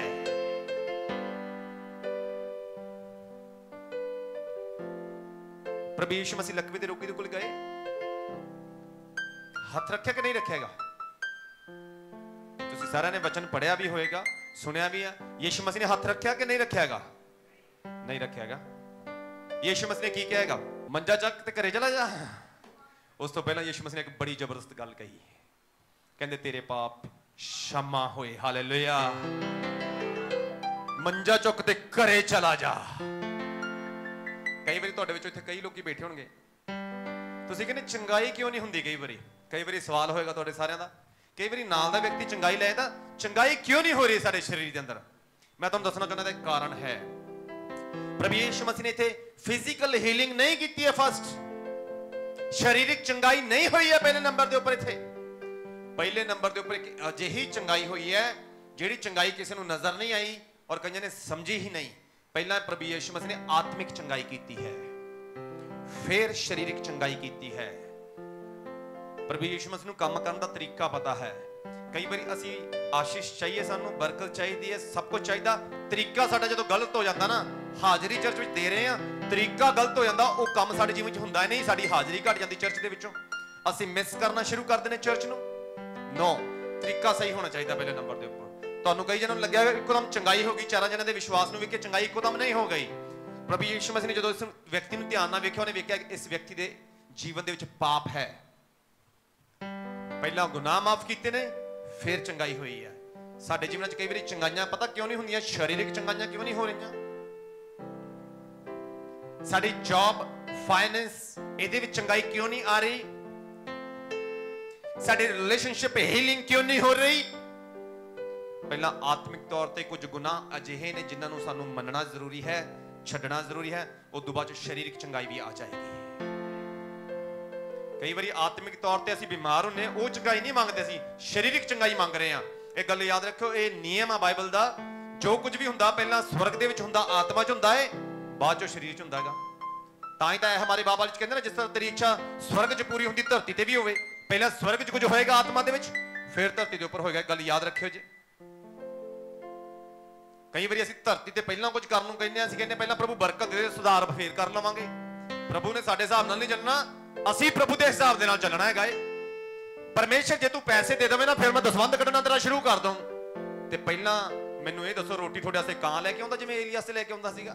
ਪਹਿਲਾਂ ਤੁਹਾਡੀ ਜੇਬ 'ਚ ਪੈਸੇ ਨਹੀਂ ਹੈਗੇ, ਥੋੜੇ ਜਿਹੇ, ਇਹ ਤਾਂ ਪ੍ਰਭੂ ਮੇਰੇ ਜੋਗੇ ਹੀ ਆ, ਵੱਧ ਦੇ ਫੇਰ ਮਜ਼ਾ ਆਊਗਾ ਤੇਰੇ ਘਰੇ ਦੇਣ ਦਾ। ਮੈਨੂੰ ਸ਼ਰਮ ਆਉਂਦੀ ਹੈ। ਉਹ ਜਿਹੜੀ ਥੈਲੀ ਪਾਈ ਨਾ ਜਿਹਨੇ ਆਫਰਿੰਗ ਬਾਕਸ, ਉਹਨੂੰ ਸ਼ਰਮ ਨਹੀਂ ਆਉਂਦੀ ਸੀ, ਤੇ ਉਹ ਬਾਈਬਲ 'ਚ ਦਰਜ ਆ ਉਹਦਾ ਨਾਮ। ਸ਼ਰਮਾਇਆ ਨਾ ਕਰੋ, ਥੋੜਾ ਹੈਗਾ, ਥੋੜੇ ਦੇ ਵਿੱਚੋਂ ਦੇਣਾ ਸਿੱਖ ਲਵੋ। ਜ਼ਿਆਦਾ ਕੰਮ ਕਾਰ ਦੇ ਉੱਪਰ ਬਿਜ਼ੀ ਰਹਿੰਦੇ ਹੋ, ਥੱਕੇ ਰਹਿੰਦੇ ਹੋ, ਉਹਦੇ ਬਾਵਜੂਦ ਪ੍ਰਾਰਥਨਾ ਕਰਨੀ ਸਿੱਖ ਲਵੋ। ਇਹ ਗੱਲਾਂ ਜਦੋਂ ਪ੍ਰਭੂ ਨੂੰ ਪਸੰਦ ਆ ਗਈਆਂ ਨਾ, ਤੁਸੀਂ ਫੇਲ ਨਹੀਂ ਹੋਵੋਗੇ। ਹਾਲੇਲੂਇਆ। ਅਸੀਂ ਇਹੀ ਕਹੋ, ਪ੍ਰਭੂ ਦੇ ਤਾਂ ਸਹੀ, ਇੱਕ ਵਾਰੀ ਵਾਟੀ ਕੱਢ ਦਾਂਗੇ। ਅਸੀਂ ਤਾਂ ਫਿਰ ਭਾਸ਼ਾ ਵੀ ਕਈਆਂ ਦੀ ਬੜੀ ਜ਼ਬਰਦਸਤ ਹੁੰਦੀ, ਠੇੜ ਫੱਟੇ ਹੀ ਚੱਕ ਦਾਂਗੇ ਅਸੀਂ, ਨਾ ਵਾਟੀ ਕੱਢ ਦਾਂਗੇ। ਪ੍ਰਭੂ ਜੀ ਤੂੰ ਦੇ ਤਾਂ ਸਹੀ ਇੱਕ ਵਾਰੀ। ਤੇ ਜਿਹੜਾ ਥੋੜਾ ਦਿੱਤਾ ਨਾ, ਪ੍ਰਭੂ ਪਹਿਲਾਂ ਥੋੜਾ ਦੇ ਕੇ ਵੇਂਦਾ, ਇਹ ਕਰਦੇ ਕੀ ਹੈ? ਇਹ ਤਾਂ ਪ੍ਰਭੂ ਮੈਨੂੰ ਹੀ ਪੂਰਾ ਪੈਣਾ ਹੈ, ਇਹਦੇ ਨਾਲ ਤਾਂ ਮੇਰਾ ਹੀ ਗੁਜ਼ਾਰਾ ਹੋਣਾ, ਇਹਦੇ ਨਾਲ ਤਾਂ ਪ੍ਰਭੂ ਮੇਰੇ ਬੂਟ ਹੀ ਆਉਣੇ ਆ, ਮੇਰਾ ਮੋਬਾਈਲ ਹੀ ਆਉਣਾ। ਇੰਨੇ ਪੈਸੇ ਨਾਲ ਤਾਂ ਪ੍ਰਭੂ ਮੈਂ ਤੈਨੂੰ, ਤੇਰੇ ਘਰੇ ਤਾਂ ਵੱਧ ਪੈਸੇ ਚਾਹੀਦੇ, ਇਹਨਾਂ ਨਾਲ ਮੈਂ ਮੋਬਾਈਲ ਹੀ ਲੈ ਲੈਣਾ ਕੱਲਾ। ਉਹ ਜਿਹੜੀ ਵਿਧਵਾ ਹੈ ਨਾ ਅਕਾਲ ਦੇ ਵਿੱਚ, ਜਿਹਦੇ ਕੋਲ ਏਲੀਆ ਜਾ ਕੇ ਕਹਿੰਦਾ ਮੈਨੂੰ ਰੋਟੀ ਖਵਾ, ਉਹਦੇ ਕੋਲ ਇੱਕ ਰੋਟੀ, ਉਹਨੇ ਵੀ ਇਹੀ ਕਿਹਾ ਸੀ, ਇਹ ਮੇਰੇ ਲਈ ਹੀ ਹੈ, ਮੇਰੇ ਬੇਟੇ ਦੇ ਲਈ ਹੈ, ਇੱਕ ਹੀ ਰੋਟੀ ਹੈ, ਛੋਟੀ ਜੀ ਹੈ, ਥੋੜੀ ਜੀ ਮੇਰੇ ਬੇਟੇ ਨੇ ਖਾਣੀ ਹੈ, ਥੋੜੀ ਜੀ ਮੈਂ ਖਾਣੀ ਹੈ, ਔਰ ਅਸੀਂ ਮਰਨਾ ਹੈ। ਉਸ ਔਰਤ ਨੂੰ ਉਹਦਾ ਫਿਊਚਰ ਨਜ਼ਰ ਆ ਰਿਹਾ ਹੈ। ਜਦੋਂ ਤੁਸੀਂ ਕਹਿੰਦੇ ਰਹਿੰਦੇ ਨਾ ਇਹ ਮੇਰੇ ਜੋਗਾ ਹੀ ਆ, ਮੇਰੇ ਜੋਗਾ ਹੀ, ਤੇ ਪ੍ਰਭੂ ਡਿਮਾਂਡ ਕਰ ਰਹੇ ਨੇ ਇੱਕ ਪਾਸੇ ਮੇਰੇ ਜੋਗਾ, ਮੇਰੇ ਜੋਗਾ। ਸਾਰੀ ਦਿਹਾੜੀ ਤੁਸੀਂ ਕੰਮ ਕਰ ਕਰਕੇ, ਹੱਥ ਪੈਰ ਤੜਵਾ ਕੇ, ਸਰੀਰ ਤੜਵਾ ਕੇ, ਸਾਰੀ ਦਿਹਾੜੀ ਮਿਹਨਤ ਕਰ ਲੈਂਦੇ, ਤੇ ਜਦੋਂ ਪ੍ਰਭੂ ਜਿਹੜਾ ਆਤਮਾਵਾਂ ਦਾ ਪਿਤਾ ਉਹਦੀ ਹਜ਼ੂਰੀ 'ਚ ਬੈਠਣਾ ਹੁੰਦਾ ਨਾ, 5 ਮਿੰਟ ਦੀ ਪ੍ਰਾਰਥਨਾ, ਵਾਸੀਆਂ ਸ਼ੁਰੂ, ਪ੍ਰਭੂ ਤੇਰਾ ਧੰਨਵਾਦ, ਨੀਂਦ ਵਧੀਆ ਦੇ ਦੀ, ਸੁਪਨੇ ਨਾ ਆਉਣ ਪੁੱਠੇ ਸਿੱਧੇ, ਨਹੀਂ ਤਾਂ ਨੀਂਦ ਖਰਾਬ ਹੋਣੀ। ਸਵੇਰੇ ਦਿਹਾੜੀ ਤੇ ਜਾਣਾ, ਕੰਮ ਤੇ ਜਾਣਾ, ਜੌਬ ਦੇ ਉੱਪਰ ਜਾਣਾ, ਬਿਜ਼ਨਸ ਤੇ ਜਾਣਾ। ਆਹ ਸਾਡੇ ਲਾਈਫ ਸਟਾਈਲ ਨੂੰ ਅਸੀਂ ਚੇਂਜ ਕਰਨਾ ਹੈ। ਜੋ ਥੋੜਾ ਜਿਹਾ ਹੈ ਨਾ, ਉਹਦੇ ਵਿੱਚੋਂ ਦੇਣਾ ਸਿੱਖ ਲਓ, ਬੈਸਟ। ਉਹ ਔਰਤ ਨੂੰ ਏਲੀਆ ਕਹਿੰਦਾ ਮੇਰੇ ਵਾਸਤੇ ਰੋਟੀ ਪਹਿਲਾਂ ਲੈ ਕੇ ਆਈ, ਬਾਅਦ 'ਚ ਤੁਸੀਂ ਖਾ ਲਿਓ ਜੇ। ਏਲੀਆ ਨੂੰ ਆਤਮਾ 'ਚ ਨਜ਼ਰ ਆ ਰਿਹਾ, ਇੱਕ ਰੋਟੀ ਆ ਰਹੀ ਹੈ, ਪਿੱਛੋਂ ਬਹੁਤ ਕੁਝ ਉਸ ਫੈਮਿਲੀ ਦੇ ਵਿੱਚ ਆ ਰਿਹਾ ਹੈ, ਉਸ ਔਰਤ ਨੂੰ ਨਜ਼ਰ ਨਹੀਂ ਆ ਰਿਹਾ। ਪਰ ਬਾਈਬਲ 'ਚ ਲਿਖਿਆ ਹੈ ਉਹ ਇਜ਼ਰਾਈਲੀ ਔਰਤ ਨਹੀਂ ਹੈ, ਅੰਨੇ ਜਾਤੀ ਹੈ, ਪਰ ਏਲੀਆ ਦੀ ਗੱਲ ਉਹ ਮੰਨ ਲੈਂਦੀ ਹੈਗੀ ਆ। ਤੁਸੀਂ ਪ੍ਰਭੂ ਦੇ ਲੋਕ ਹੋ, ਤਦ ਵੀ ਪ੍ਰਭੂ ਦੀ ਗੱਲ ਨਹੀਂ ਮੰਨਦੇ ਬਹੁਤ ਵਾਰੀ। ਉਸ ਔਰਤ ਨੇ ਫਿਰ ਵੀ ਔਖੇ ਸੁੱਖ ਕਰਕੇ ਏਲੀਆ ਦੀ ਗੱਲ ਮੰਨੀ ਹੈਗੀ। ਸੋਚੋ, ਇੱਕ ਹੀ ਰੋਟੀ ਹੈ ਛੋਟੀ ਜੀ, ਏਲੀਆ ਦੇ ਕੋਲ ਲੈ ਕੇ ਗਈ ਹੈ। ਤੁਹਾਡੇ ਥੋੜੇ ਜਿਹੇ ਪੈਸਿਆਂ ਦੇ ਨਾਲ ਨਾ ਪਰਮੇਸ਼ਰ ਨੇ ਸ਼ਾਪਿੰਗ ਕਰਨ ਨਹੀਂ ਜਾਣਾ ਕਿਸੇ ਮਾਲ ਦੇ ਵਿੱਚ ਵੀ, ਤੁਹਾਨੂੰ ਲਾਂਭਾ ਦੇ ਦੇਗਾ। ਥੋੜੇ ਪੈਸੇ ਸੀ, ਗੱਲ ਨਹੀਂ ਬਣੀ। ਤੁਹਾਡੀ ਗਿਵਿੰਗ ਨੂੰ ਦੇਖਦਾ ਹੈ ਪਰਮੇਸ਼ਰ, ਤੁਹਾਡੇ ਦੇਣ ਨੂੰ ਦੇਖਦਾ ਹੈ ਪਰਮੇਸ਼ਰ, ਤੁਹਾਡੇ ਡੈਡੀਕੇਸ਼ਨ ਨੂੰ ਦੇਖਦਾ ਹੈਗਾ ਏ। ਚਾਹੇ ਉਹ ਪ੍ਰਾਰਥਨਾ ਕਰਨ ਦੀ ਗੱਲ ਆਵੇ ਜਾਂ ਤੁਹਾਡੇ ਪੈਸੇ ਨੂੰ, ਤੁਹਾਡੇ ਟਾਈਥ ਨੂੰ, ਤੁਹਾਡੀ ਆਫਰਿੰਗ ਨੂੰ, ਜਦੋਂ ਤੁਸੀਂ ਚਰਚ ਲੈ ਕੇ ਆਉਂਦੇ ਹੋ, ਤੁਹਾਡੇ ਡੈਡੀਕੇਸ਼ਨ ਨੂੰ ਪਰਮੇਸ਼ਰ ਦੇਖਦਾ ਹੈ। ਉਹ ਚਾਰਾਂ ਵਿਅਕਤੀ ਦੇ ਡੈਡੀਕੇਸ਼ਨ ਨੂੰ, ਸਮਰਪਣ ਨੂੰ ਦੇਖਿਆ ਯੀਸ਼ੂ ਮਸੀਹ ਨੇ। ਉਹ ਔਰਤ ਦੀ ਪਲੈਨਿੰਗ ਮਰਨ ਦੀ ਹੈ, ਮਰਨਾ ਹੈ, ਪਰ ਯਹੋਵਾ ਪਰਮੇਸ਼ਰ ਦੀ ਯੋਜਨਾ ਉਹਦੇ ਜੀਵਨ ਦੇ ਵਿੱਚ ਇਹ ਹੈ ਕਿ ਉਹ ਮਰੇ ਨਾ, ਉਹ ਤੇ ਉਹਦਾ ਘਰਾਣਾ ਸਾਰੇ ਅਕਾਲ ਦੇ ਵਿੱਚ ਚੰਗੀ ਤਰ੍ਹਾਂ ਖਾ ਪੀ ਸਕਣ, ਭੁੱਖੇ ਨਾ ਮਰਨ। ਤੇ ਯਹੋਵਾ ਪਰਮੇਸ਼ਰ ਦੀ ਯੋਜਨਾ ਵੀ ਤੁਹਾਡੇ ਲਈ ਇਹੀ ਹੈ। Hallelujah, hallelujah. ਅੱਜ ਕੱਲ ਤਾਂ ਲਕਵੇ ਦਾ ਰੋਗ ਵੀ ਨਹੀਂ ਮਾਰਿਆ ਕਿਸੇ ਨੂੰ। ਸਾਡੀਆਂ ਆਦਤਾਂ ਨਾ ਜਿਹੜੀਆਂ, ਉਹਨਾਂ ਨੂੰ ਲਕਵਾ ਜ਼ਰੂਰ ਹੋਇਆ ਪਿਆ। ਸਰੀਰ ਨੂੰ ਤਾਂ ਲਕਵਾ ਨਹੀਂ ਹੋਇਆ, ਆਦਤਾਂ ਲਕਵੇ ਵਾਲੀਆਂ ਜ਼ਰੂਰ ਹੈਗੀਆਂ। ਪਾਸਟਰ ਜੀ ਪੁੱਛ ਲੈਣ ਸਹੀ, ਚਰਚ ਨਹੀਂ ਆ ਰਹੇ, ਬਸ ਪਾਸਟਰ ਜੀ ਕੰਮ ਚੱਲਦਾ ਪਿਆ, 2 ਹਫ਼ਤੇ ਦਾ ਹੋਰ ਆ, ਉਦੋਂ ਬਾਅਦ ਆਪਾਂ ਵਿਹਲੇ। ਜਦੋਂ ਵਿਹਲੇ ਹੁੰਦੇ ਆ, ਕੰਮ ਕੋਈ ਹੋਰ ਮਿਲ ਜਾਂਦਾ, ਤੇ ਦਿੱਤਾ ਭਾਵੇਂ ਸ਼ੈਤਾਨ ਨਹੀਂ ਹੋਵੇ, ਕੰਮ ਵੀ ਇਹ ਚਰਚ ਨਾ ਜਾਵੇ ਬੰਦਾ, ਉਹ ਪ੍ਰਭੂ ਦਾ ਧੰਨਵਾਦ ਪਾਸਟਰ ਜੀ, ਇੱਕ ਕੰਮ ਹੋਰ ਮਿਲ ਗਿਆ ਹੈਗਾ ਆਪਾਂ। ਇੱਕ ਗੱਲ ਯਾਦ ਰੱਖਿਓ, ਪਰਮੇਸ਼ਰ ਦੀ ਯੋਜਨਾ ਤੁਹਾਨੂੰ ਜਦੋਂ ਬਲੈਸ ਕਰਦੀ ਹੁੰਦੀ ਨਾ, ਇਸ ਲਈ ਪ੍ਰਭੂ ਤੁਹਾਨੂੰ ਬਲੈਸ ਨਹੀਂ ਕਰ ਰਿਹਾ ਕਿ ਤੁਸੀਂ ਐਸ਼ਾ ਕਰੋ, ਇਸ ਲਈ ਬਲੈਸ ਨਹੀਂ ਕਰ ਰਿਹਾ ਕਿ ਤੁਸੀਂ ਉਹ ਬਰਕਤ ਲਵੋ ਤੇ ਪ੍ਰਭੂ ਤੋਂ ਦੂਰ ਚਲੇ ਜਾਵੋ। ਪ੍ਰਭੂ ਤੁਹਾਨੂੰ ਬਲੈਸ ਕਰਦੇ ਪਏ ਨੇ ਤਾਂ ਕਿ ਤੁਸੀਂ ਪ੍ਰਭੂ ਦੇ ਹੋਰ ਨੇੜੇ ਆ ਜਾਵੋ। ਪਤਰਸ ਨੂੰ ਬਲੈਸ ਕਰਨ ਦਾ ਜੋ ਮਕਸਦ ਸੀ ਪ੍ਰਭੂ ਯਿਸੂ ਮਸੀਹ ਦਾ, ਪੂਰਾ ਹੋ ਗਿਆ ਏ। ਪਤਰਸ ਨੇ ਇਹ ਨਹੀਂ ਕਿਹਾ ਮੱਛੀਆਂ ਜ਼ਿਆਦਾ ਨੇ ਅੱਜ ਤਾਂ ਨਾਲ ਦੀ ਕਿਸ਼ਤੀ ਵੀ ਭਰ ਗਈ ਹੈ, ਜਿਹੜੇ ਮੇਰੇ ਮਿੱਤਰ ਨੇ ਉਹਨਾਂ ਦੀ ਕਿਸ਼ਤੀ ਵੀ ਭਰ ਗਈ ਹੈ, ਜੋ ਪੈਸੇ ਉਹਨਾਂ ਦੇ ਬਣ ਗਏ ਉਹ ਚੋਂ ਕਮਿਸ਼ਨ ਅੱਧਾ ਮੇਰਾ ਹੋਏਗਾ, ਆਪਦੀ ਕਿਸ਼ਤੀ ਚੋਂ ਬੈਨੀਫਿਟ ਮੈਨੂੰ ਮਿਲੇਗਾ ਜੋ ਕਿ ਮੈਂ ਮੱਛੀਆਂ ਵੇਚੂੰਗਾ। ਇਹ ਪਲੈਨਿੰਗਾਂ ਨਹੀਂ ਲਾਈਆਂ। ਬਾਈਬਲ ਦੇ ਵਿੱਚ ਲਿਖਿਆ ਮੱਛੀਆਂ ਫੜਨ ਤੋਂ ਪਿੱਛੋਂ ਜਦੋਂ ਪਤਰਸ ਨੂੰ ਇਸ ਗੱਲ ਦਾ ਅਹਿਸਾਸ ਹੁੰਦਾ ਹੈ, ਇਹ ਵਿਅਕਤੀ ਸਧਾਰਨ ਨਹੀਂ ਹੈ, ਇਹ ਕੁਝ ਕਰਨਾ ਚਾਹੁੰਦਾ ਹੈ ਮੇਰੇ ਜੀਵਨ ਦੇ ਵਿੱਚ, ਇਹ ਕੁਝ ਚਾਹ ਰਿਹਾ ਹੈ ਮੇਰੇ ਤੋਂ, ਉਹਨੂੰ ਇਹ ਗੱਲ ਸਮਝ ਆ ਗਈ ਹੈ। सब कुछ छड़ के पिछे चला जाता है। अगर यीशु मसीह दे पिछे पतरस ना जाता, सब कुछ छड़ के जो बाइबल दे विच ना हुंदा, ते अज भी तुसी बहुत सारे लोग कुछ गल्लां नूं छड़दे ही नहीं, इसलिए तुसी भी गवाही वाली लाइन दे विच अजे तक खड़े ही नहीं। किन्ने जने समझ पा रहे हैं मेरे जो वचन नूं दस रहा हैगा? किन्ने जने नूं समझ आ रही हैगी आ? Thank you Jesus. थोड़ी हालेलुया तो मैनूं पता लगू समझ आ रहा है या नहीं आ रहा हैगा।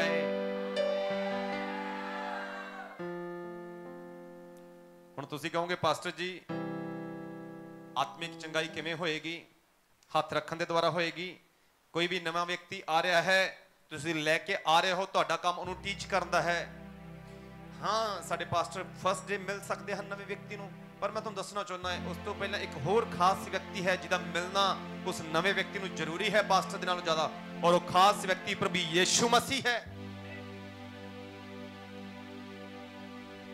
आत्मिक तौर पे जो व्यक्ति, अगर तुसीं चर्च आ रहे हो, तुहाडा पहला टारगेट शरीर नहीं होना चाहिए, पहला टारगेट आत्मा होना चाहिए है।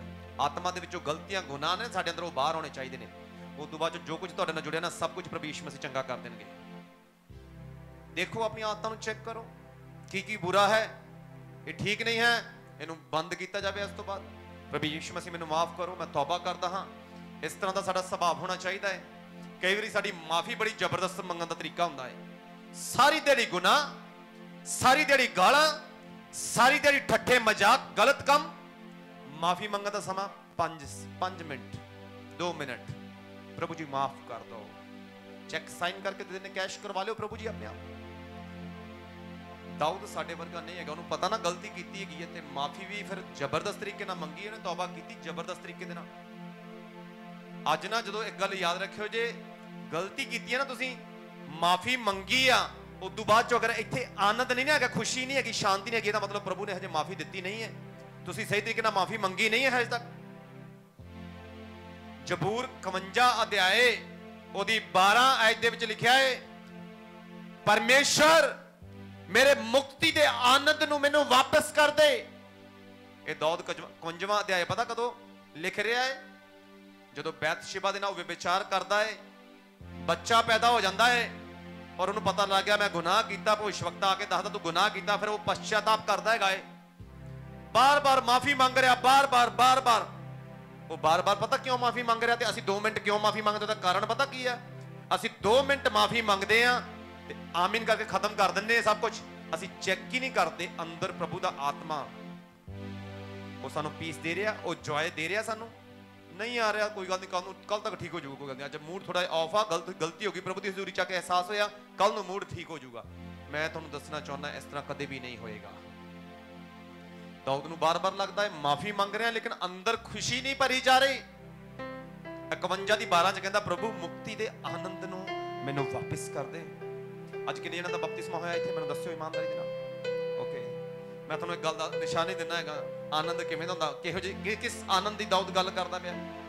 तुसीं जदों पहली वारी बपतिस्मा लिया सीगा, जदों पहली वारी प्रभु यीशु मसीह नूं तुसीं ग्रहण कीता सी, याद करो दिनां नूं, तुहाडे अंदर खुशी भरी रहिंदी हुंदी सी। सुबह प्रार्थना, दोपहरे प्रार्थना, शाम नूं प्रार्थना, आधी रात नूं उठ गए उदों प्रार्थना। अज वो प्रार्थना कित्थे चली गई? किधर गया वो आनंद? जिहड़ा आनंद तुहानूं उठाउंदा हुंदा सी, चल प्रभु यीशु मसीह दे नाल संगति कर, पवित्र आत्मा दे नाल संगति कर, किधर गया वो आनंद? पाप दे कारणों गवा चुक्या है। लकवे वाले रोगी तो इत्थों तक पहुंच के मैं तुहानूं यही दसना चाहुंदा, टॉपिक बदलिया नहीं है, टॉपिक वही ही है। मैं आत्मिक चंगाई की गल करदा पिया है। वो लकवे दे रोगी नूं आत्मिक चंगाई पहला मिली, कहंदा तेरे गुनाह माफ करदा पहले नंबर ते मैं, फिर कहंदा तू हुण चंगा चक के मंजा घरे चला जा। मैं तुहानूं आत्मिक चंगाई बारे दसदा पिया है। याद करो ना दिनां नूं, प्रकाशित वाक्य एवें नहीं कहंदा तू याद कर, कित्थों डिग पिया तू, याद कर अपने शुरुआती प्रेम नूं तू गवा बैठा है। तुहाडे जो बहुत सारे लोगों ने जदों यीशु मसीह ने शुरुआत च ग्रहण किया, जो खुशी अंदर भरी सी उहनूं गवा दिता है, वो प्यार गवा दिता है। और जदों ये गवा चुक्या, इसदा मतलब असीं आत्मिक तौर पे बीमार है पहले नंबर के उपर। तुहाडे जो बहुत सारे लोगों को पहले आत्मिक चंगाई चाहिए है, उस तो बाद शारीरिक चंगाई भी आएगी, तुहाडे कम्मां कारां चंगाई आएगी, परिवारां चंगाई आएगी, हर एरिया दे विच चंगाई आ जाएगी। उस तो बाद प्रभु यीशु मसीह नूं सिस्टम पता है काम करन दा। ਸਾਨੂੰ ਕਈ ਵਾਰੀ ਸਿਸਟਮ ਪਤਾ ਨਹੀਂ ਹੈ ਕਿਉਂਕਿ ਪ੍ਰਭੂ ਦਾ ਵਚਨ ਸਾਡੇ ਜੀਵਨ ਦੇ ਵਿੱਚ ਨਹੀਂ ਹੈ। ਪਹਿਲਾਂ ਆਤਮਿਕ ਚੰਗਾਈ ਹੋਈ, ਫਿਰ ਸਰੀਰਿਕ ਚੰਗਾਈ ਹੁੰਦੀ ਹੈ। ਔਰ ਬਾਈਬਲ 'ਚ ਲਿਖਿਆ ਹੈ ਉਹਨਾਂ ਚਾਰਾਂ ਜਿਨ੍ਹਾਂ ਦਾ ਵਿਸ਼ਵਾਸ ਵੇਖਿਆ ਜਾਂਦਾ ਹੈ। ਮੈਂ ਤੁਹਾਨੂੰ ਦੱਸਣਾ ਚਾਹੁੰਦਾ ਹਾਂ ਅੱਜ ਜਾਂ ਤਾਂ ਲਕਵੇ ਵਾਲੇ ਰੋਗੀ ਬਣ ਜਾਓ ਜੇ ਜਾਂ ਉਹ ਚਾਰ ਵਿਅਕਤੀ ਬਣ ਜਾਓ ਜੇ। ਤੁਸੀਂ ਫੈਸਲਾ ਲੈਣਾ ਹੈਗਾ ਤੁਸੀਂ ਕਿੱਥੇ ਹੈਗੇ ਆ। ਪਰ ਦੋਨਾਂ ਗੱਲਾਂ ਦੇ ਵਿੱਚ ਅਗਰ ਤੁਸੀਂ ਕੋਈ ਵੀ ਬਣ ਜਾਂਦੇ ਹੋ ਅੱਜ ਦੇ ਦਿਨ ਦੇ ਵਿੱਚ ਔਰ ਮੰਨ ਲੈਂਦੇ ਹੋ, ਦੋਵਾਂ ਹਾਲਾਤਾਂ 'ਚ ਤੁਹਾਨੂੰ ਫਾਇਦਾ ਹੋਣ ਵਾਲਾ ਹੈ। ਅਗਰ ਚਾਰ ਜਣੇ ਬਣ ਜਾਓਗੇ ਉਹਦੇ 'ਚ ਵੀ ਫਾਇਦਾ ਹੀ ਹੈ। ਅੱਜ ਲਕਵੇ ਦੇ ਰੋਗੀ ਅਗਰ ਬਣ ਗਏ ਹੈ, ਤੁਸੀਂ ਮਹਿਸੂਸ ਕਰਦੇ ਪਏ ਮੈਂ ਲਕਵੇ ਦੇ ਰੋਗੀ ਵਰਗਾ, ਅੱਜ ਤਾਂ ਵੀ ਤੁਹਾਡੇ ਲਈ ਫਾਇਦਾ ਹੀ ਹੈ। ਦੋਨਾਂ ਹਾਲਾਤਾਂ 'ਚ ਅੱਜ ਪਰਮੇਸ਼ਰ ਤੁਹਾਨੂੰ ਗੁੱਡ ਨਿਊਜ਼ ਦੇਣਾ ਚਾਹੁੰਦਾ ਹੈ। ਦੋਨਾਂ ਹਾਲਾਤਾਂ 'ਚ ਪਰਮੇਸ਼ਰ ਤੁਹਾਡੇ ਜੀਵਨ 'ਚ ਗਵਾਹੀ ਦੇਣਾ ਚਾਹੁੰਦਾ ਹੈ। ਬਾਈਬਲ 'ਚ ਲਿਖਿਆ ਉਹ ਚਾਰ ਜਣਿਆਂ ਦੀ ਗਵਾਹੀ ਯਿਸੂ ਮਸੀਹ ਦਿੰਦਾ ਹੈ ਕਿ ਉਹਨਾਂ ਦਾ ਵਿਸ਼ਵਾਸ ਵੇਖਿਆ ਗਿਆ। ਅਗਰ ਤੁਸੀਂ ਅੱਜ ਭਲੇ ਚੰਗੇ ਹੋ ਨਾ, ਘੱਟੋ ਘੱਟ ਜਿਹੜੇ ਲੋਕ ਭਲੇ ਚੰਗੇ ਨਹੀਂ ਹਨ, ਜੋ ਯਿਸੂ ਮਸੀਹ ਨੂੰ ਜਾਣਦੇ ਨਹੀਂ ਹਨ, ਉਹਨਾਂ ਨੂੰ ਲੈ ਕੇ ਉਹ ਚਰਚ ਦੇ ਵਿੱਚ। ਉਹਨਾਂ ਨੂੰ ਲੋੜ ਹੈਗੀ ਆ, ਉਹਨਾਂ ਨੂੰ ਲੋੜ ਹੈ ਪ੍ਰਭੂ ਯਿਸੂ ਮਸੀਹ। ਬਾਈਬਲ 'ਚ ਲਿਖਿਆ ਉਹ ਚਾਰ ਵਿਅਕਤੀ ਸਬਰ ਕਰਕੇ ਰੁਕੇ ਨਹੀਂ। ਉਹ ਇਹ ਵੀ ਕਹਿ ਸਕਦੇ ਸੀ ਨਿਕਲੇਗਾ ਤਾਂ ਯਿਸੂ ਮਸੀਹ ਇੱਧਰ ਦੀ ਘੇਰ ਲਵਾਂਗੇ, ਬਾਹਾਂ ਨਾਲ ਬਾਹਾਂ ਫੜ ਕੇ ਘੇਰਾ ਪਾ ਲਵਾਂਗੇ। ਨਹੀਂ, ਕਹਿੰਦੇ ਵੇਟ ਨਹੀਂ ਕਰ ਸਕਦੇ ਸੀ। ਇਹ ਵਿਅਕਤੀ ਬਹੁਤ ਜ਼ਬਰਦਸਤ ਹੈ, ਇਹ ਵਚਨ ਸੁਣਾਏਗਾ ਚਲਾ ਜਾਏਗਾ। ਇਹਨੂੰ ਜਾਣ ਨਹੀਂ ਦੇਣਾ, ਉਦੋਂ ਪਹਿਲਾਂ ਚੰਗਾਈ ਲੈਣੀ ਹੈ। ਇੱਕ ਬੜਾ ਖੂਬਸੂਰਤ ਭਜਨ ਗਾਉਂਦੇ ਗਏ, ਯਿਸੂ ਤੁਝੇ ਜਾਣੇ ਨਾ ਤੂੰ ਆਂਖੋਂ ਕੋ ਬੰਦ ਕਰ ਲੂੰ। ਕਿੰਨੇ ਜਣੇ ਜਾਣਦੇ ਭਜਨ? ਅਸੀਂ ਇਸ ਤਰ੍ਹਾਂ ਦੇ ਹੋਣੇ ਚਾਹੀਦੇ ਆ। ਇਜ਼ਹਾਕ ਦਾ ਜੋ ਬੇਟਾ ਹੈ, ਅਬਰਾਹਮ ਦਾ ਪੋਤਾ ਅਬਰਾਹਮ, ਇਜ਼ਹਾਕ ਔਰ ਯਾਕੂਬ ਨੂੰ ਇੱਕ ਦੂਤ ਦਰਸ਼ਨ ਦਿੰਦਾ ਹੈ। ਤੁਹਾਨੂੰ ਪਤਾ ਉੱਥੇ ਲਿਖਿਆ ਯਾਕੂਬ ਸਾਰੀ ਰਾਤ ਉਹਦੇ ਨਾਲ ਮੱਲ ਯੁੱਧ ਕਰਦਾ ਰਿਹਾ। ਮੈਂ ਤੁਹਾਨੂੰ ਦੱਸਣਾ ਚਾਹੁੰਦਾ ਉਹ ਕੋਈ ਲੜਦਾ ਨਹੀਂ ਰਿਹਾ, ਕਿਤੇ ਦੂਤ ਦੇ ਨਾਲ ਲੜਦਾ ਰਿਹਾ ਹੋਵੇ, ਦੂਤ ਨੂੰ ਉਹ ਹਰਾ ਦਿੱਤਾ ਹੈ ਦੂਤ ਨੂੰ, ਔਰ ਦੂਤ ਜਿੱਤ ਹੀ ਨਹੀਂ ਪਾਇਆ। ਮੈਂ ਤੁਹਾਨੂੰ ਦੱਸਣਾ ਚਾਹੁੰਦਾ ਉੱਥੇ ਕੀ ਹੋਇਆ ਰਾਤ ਨੂੰ। ਉਹ ਦੂਤ ਦੇ ਨਾਲ ਕੋਈ ਲੜਾਈ ਨਹੀਂ ਹੋਈ ਯਾਕੂਬ ਦੀ ਉਸ ਰਾਤ।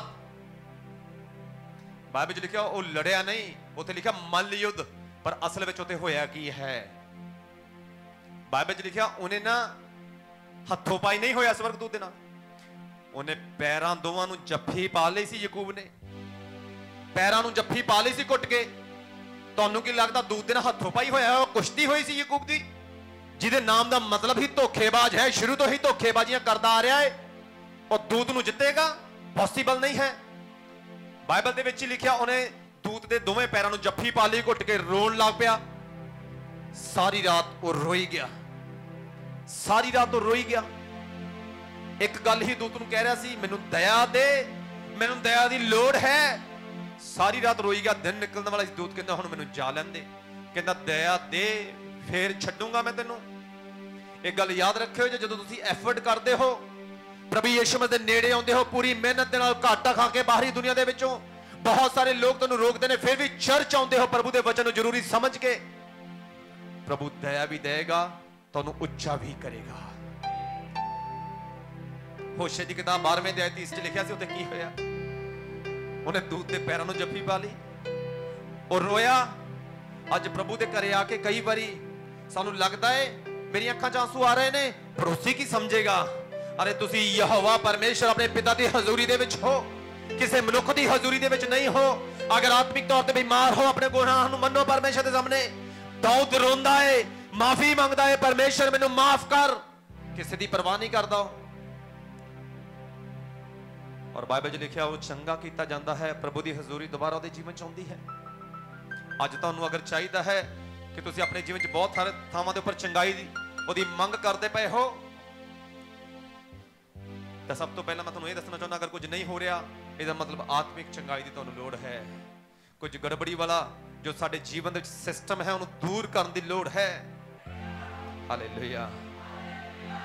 ਕਿੰਨੇ ਜਣੇ ਸਮਝਦੇ ਪਏ ਨੇ ਜੋ ਮੈਂ ਗੱਲਾਂ ਨੂੰ ਕਹਿ ਰਿਹਾ ਹੈਗਾ। ਪ੍ਰਭੂ ਦੇ ਲੋਕੋ, ਮੈਂ ਤੁਹਾਨੂੰ ਦੱਸਣਾ ਚਾਹੁੰਦਾ ਹਾਂ ਤੁਹਾਡੇ ਹਿਸਾਬ ਨਾਲ ਤੁਹਾਡੇ ਲਈ ਯਿਸੂ ਮਸੀਹ ਬੜਾ ਕੀਮਤੀ ਹੋਏਗਾ, ਪਰ ਮੈਂ ਤੁਹਾਨੂੰ ਦੱਸਣਾ ਚਾਹੁੰਦਾ ਹਾਂ ਤੁਸੀਂ ਜਿੰਨਾ ਯਿਸੂ ਮਸੀਹ ਨੂੰ ਆਪਣੇ ਲਈ ਕੀਮਤੀ ਸਮਝਦੇ ਪਏ ਹੋ, ਯਿਸੂ ਮਸੀਹ ਦੇ ਲਈ ਵੀ ਤੁਸੀਂ ਓਨੇ ਹੀ ਜ਼ਿਆਦਾ ਕੀਮਤੀ ਹੋ। ਆਪਣੀ ਕੀਮਤ ਨੂੰ ਲੋਕਾਂ ਦੇ ਹਿਸਾਬ ਨਾਲ ਤੈਅ ਨਾ ਕਰੀਏ ਪ੍ਰਭੂ ਦੀ ਹਜ਼ੂਰੀ 'ਚ।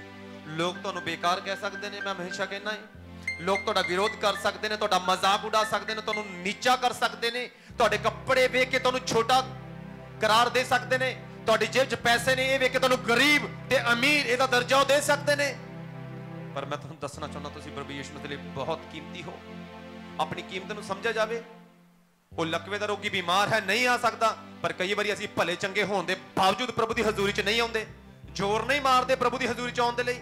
ਇਹਨਾਂ 4 ਵਿਅਕਤੀ ਨੇ ਜ਼ੋਰ ਮਾਰਿਆ ਹੈਗਾ ਏ, ਜਾਣਾ ਹੀ ਜਾਣਾ, ਅੰਦਰ ਤੱਕ ਪਹੁੰਚ ਕਰਨੀ ਹੈ। ਤੇ ਕਈ ਵਾਰੀ ਸਾਡੇ ਕੰਮਕਾਰ ਤੋਂ ਪਾਸੇ ਸਾਨੂੰ ਕਾਲ ਆ ਜਾਵੇ ਨਾ, ਅਸੀਂ ਜ਼ੋਰ ਮਾਰ ਕੇ ਇਹ ਨਹੀਂ ਕਹਿੰਦੇ ਪ੍ਰਭੂ ਦੇ ਘਰੇ ਜਾਵਾਂਗੇ, ਅਸੀਂ ਕਹਿੰਦੇ ਕੰਮ ਤੇ ਹੀ ਜਾਵਾਂਗੇ। ਪ੍ਰਭੂ ਦੇ ਨਾਲ ਕੀ ਹੈ? ਪ੍ਰਭੂ ਕਿਹੜਾ ਕਿਤੇ ਚੱਲਿਆ ਹੈ? ਚਰਚ ਕਿਹੜਾ ਕਿਤੇ ਚੱਲਿਆ ਹੈ? ਇਹਨਾਂ ਗੱਲਾਂ ਨੂੰ ਅੱਜ ਤੋਂ ਬਾਅਦ ਚੇਂਜ ਕਰ ਲਿਓ ਜੀ। ਆਪਣੇ ਜੀਵਨ ਦੇ ਵਿੱਚ ਨਾ ਇਹ ਫੈਸਲੇ ਲੈਣ ਦੇ ਜਿਹੜੇ ਤੌਰ ਤਰੀਕੇ ਇਹਨਾਂ ਨੂੰ ਬਦਲ ਲਓ ਜੇ।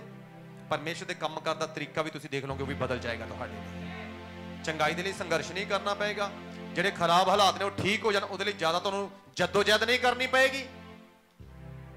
ਇਮਾਨਦਾਰ ਨਾਲ ਖੜੇ ਕਰਿਓ, ਕਿੰਨੇ ਲੋਕ ਆਪਣੇ ਜੀਵਨ 'ਚ ਜਦੋਜਹਿਦ ਕਰਦੇ ਪਏ ਨੇ, ਕੁਝ ਬਦਲਾਵ ਚਾਹ ਰਹੇ ਨੇ। ਵੈਰੀ ਗੁੱਡ, ਪਰਮੇਸ਼ਰ ਤੁਹਾਨੂੰ ਬਹੁਤ ਬਲੈਸ ਕਰਨ। ਇਹ ਅੱਛੀ ਗੱਲ ਹੈ, ਪ੍ਰਭੂ ਤੁਹਾਡੇ ਹੱਥਾਂ ਨੂੰ ਦੇਖਦੇ ਪਏ ਨੇ।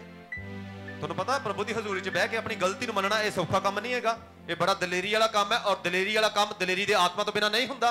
ਇਹਦਾ ਮਤਲਬ ਪਰਮੇਸ਼ਰ ਦੇ ਆਤਮਾ ਦੀ ਹਜ਼ੂਰੀ ਤੁਹਾਡੇ ਜੀਵਨਾਂ 'ਚ ਹੈ ਕਿ ਤੁਸੀਂ ਮੰਨ ਪਾ ਰਹੇ ਹੋ।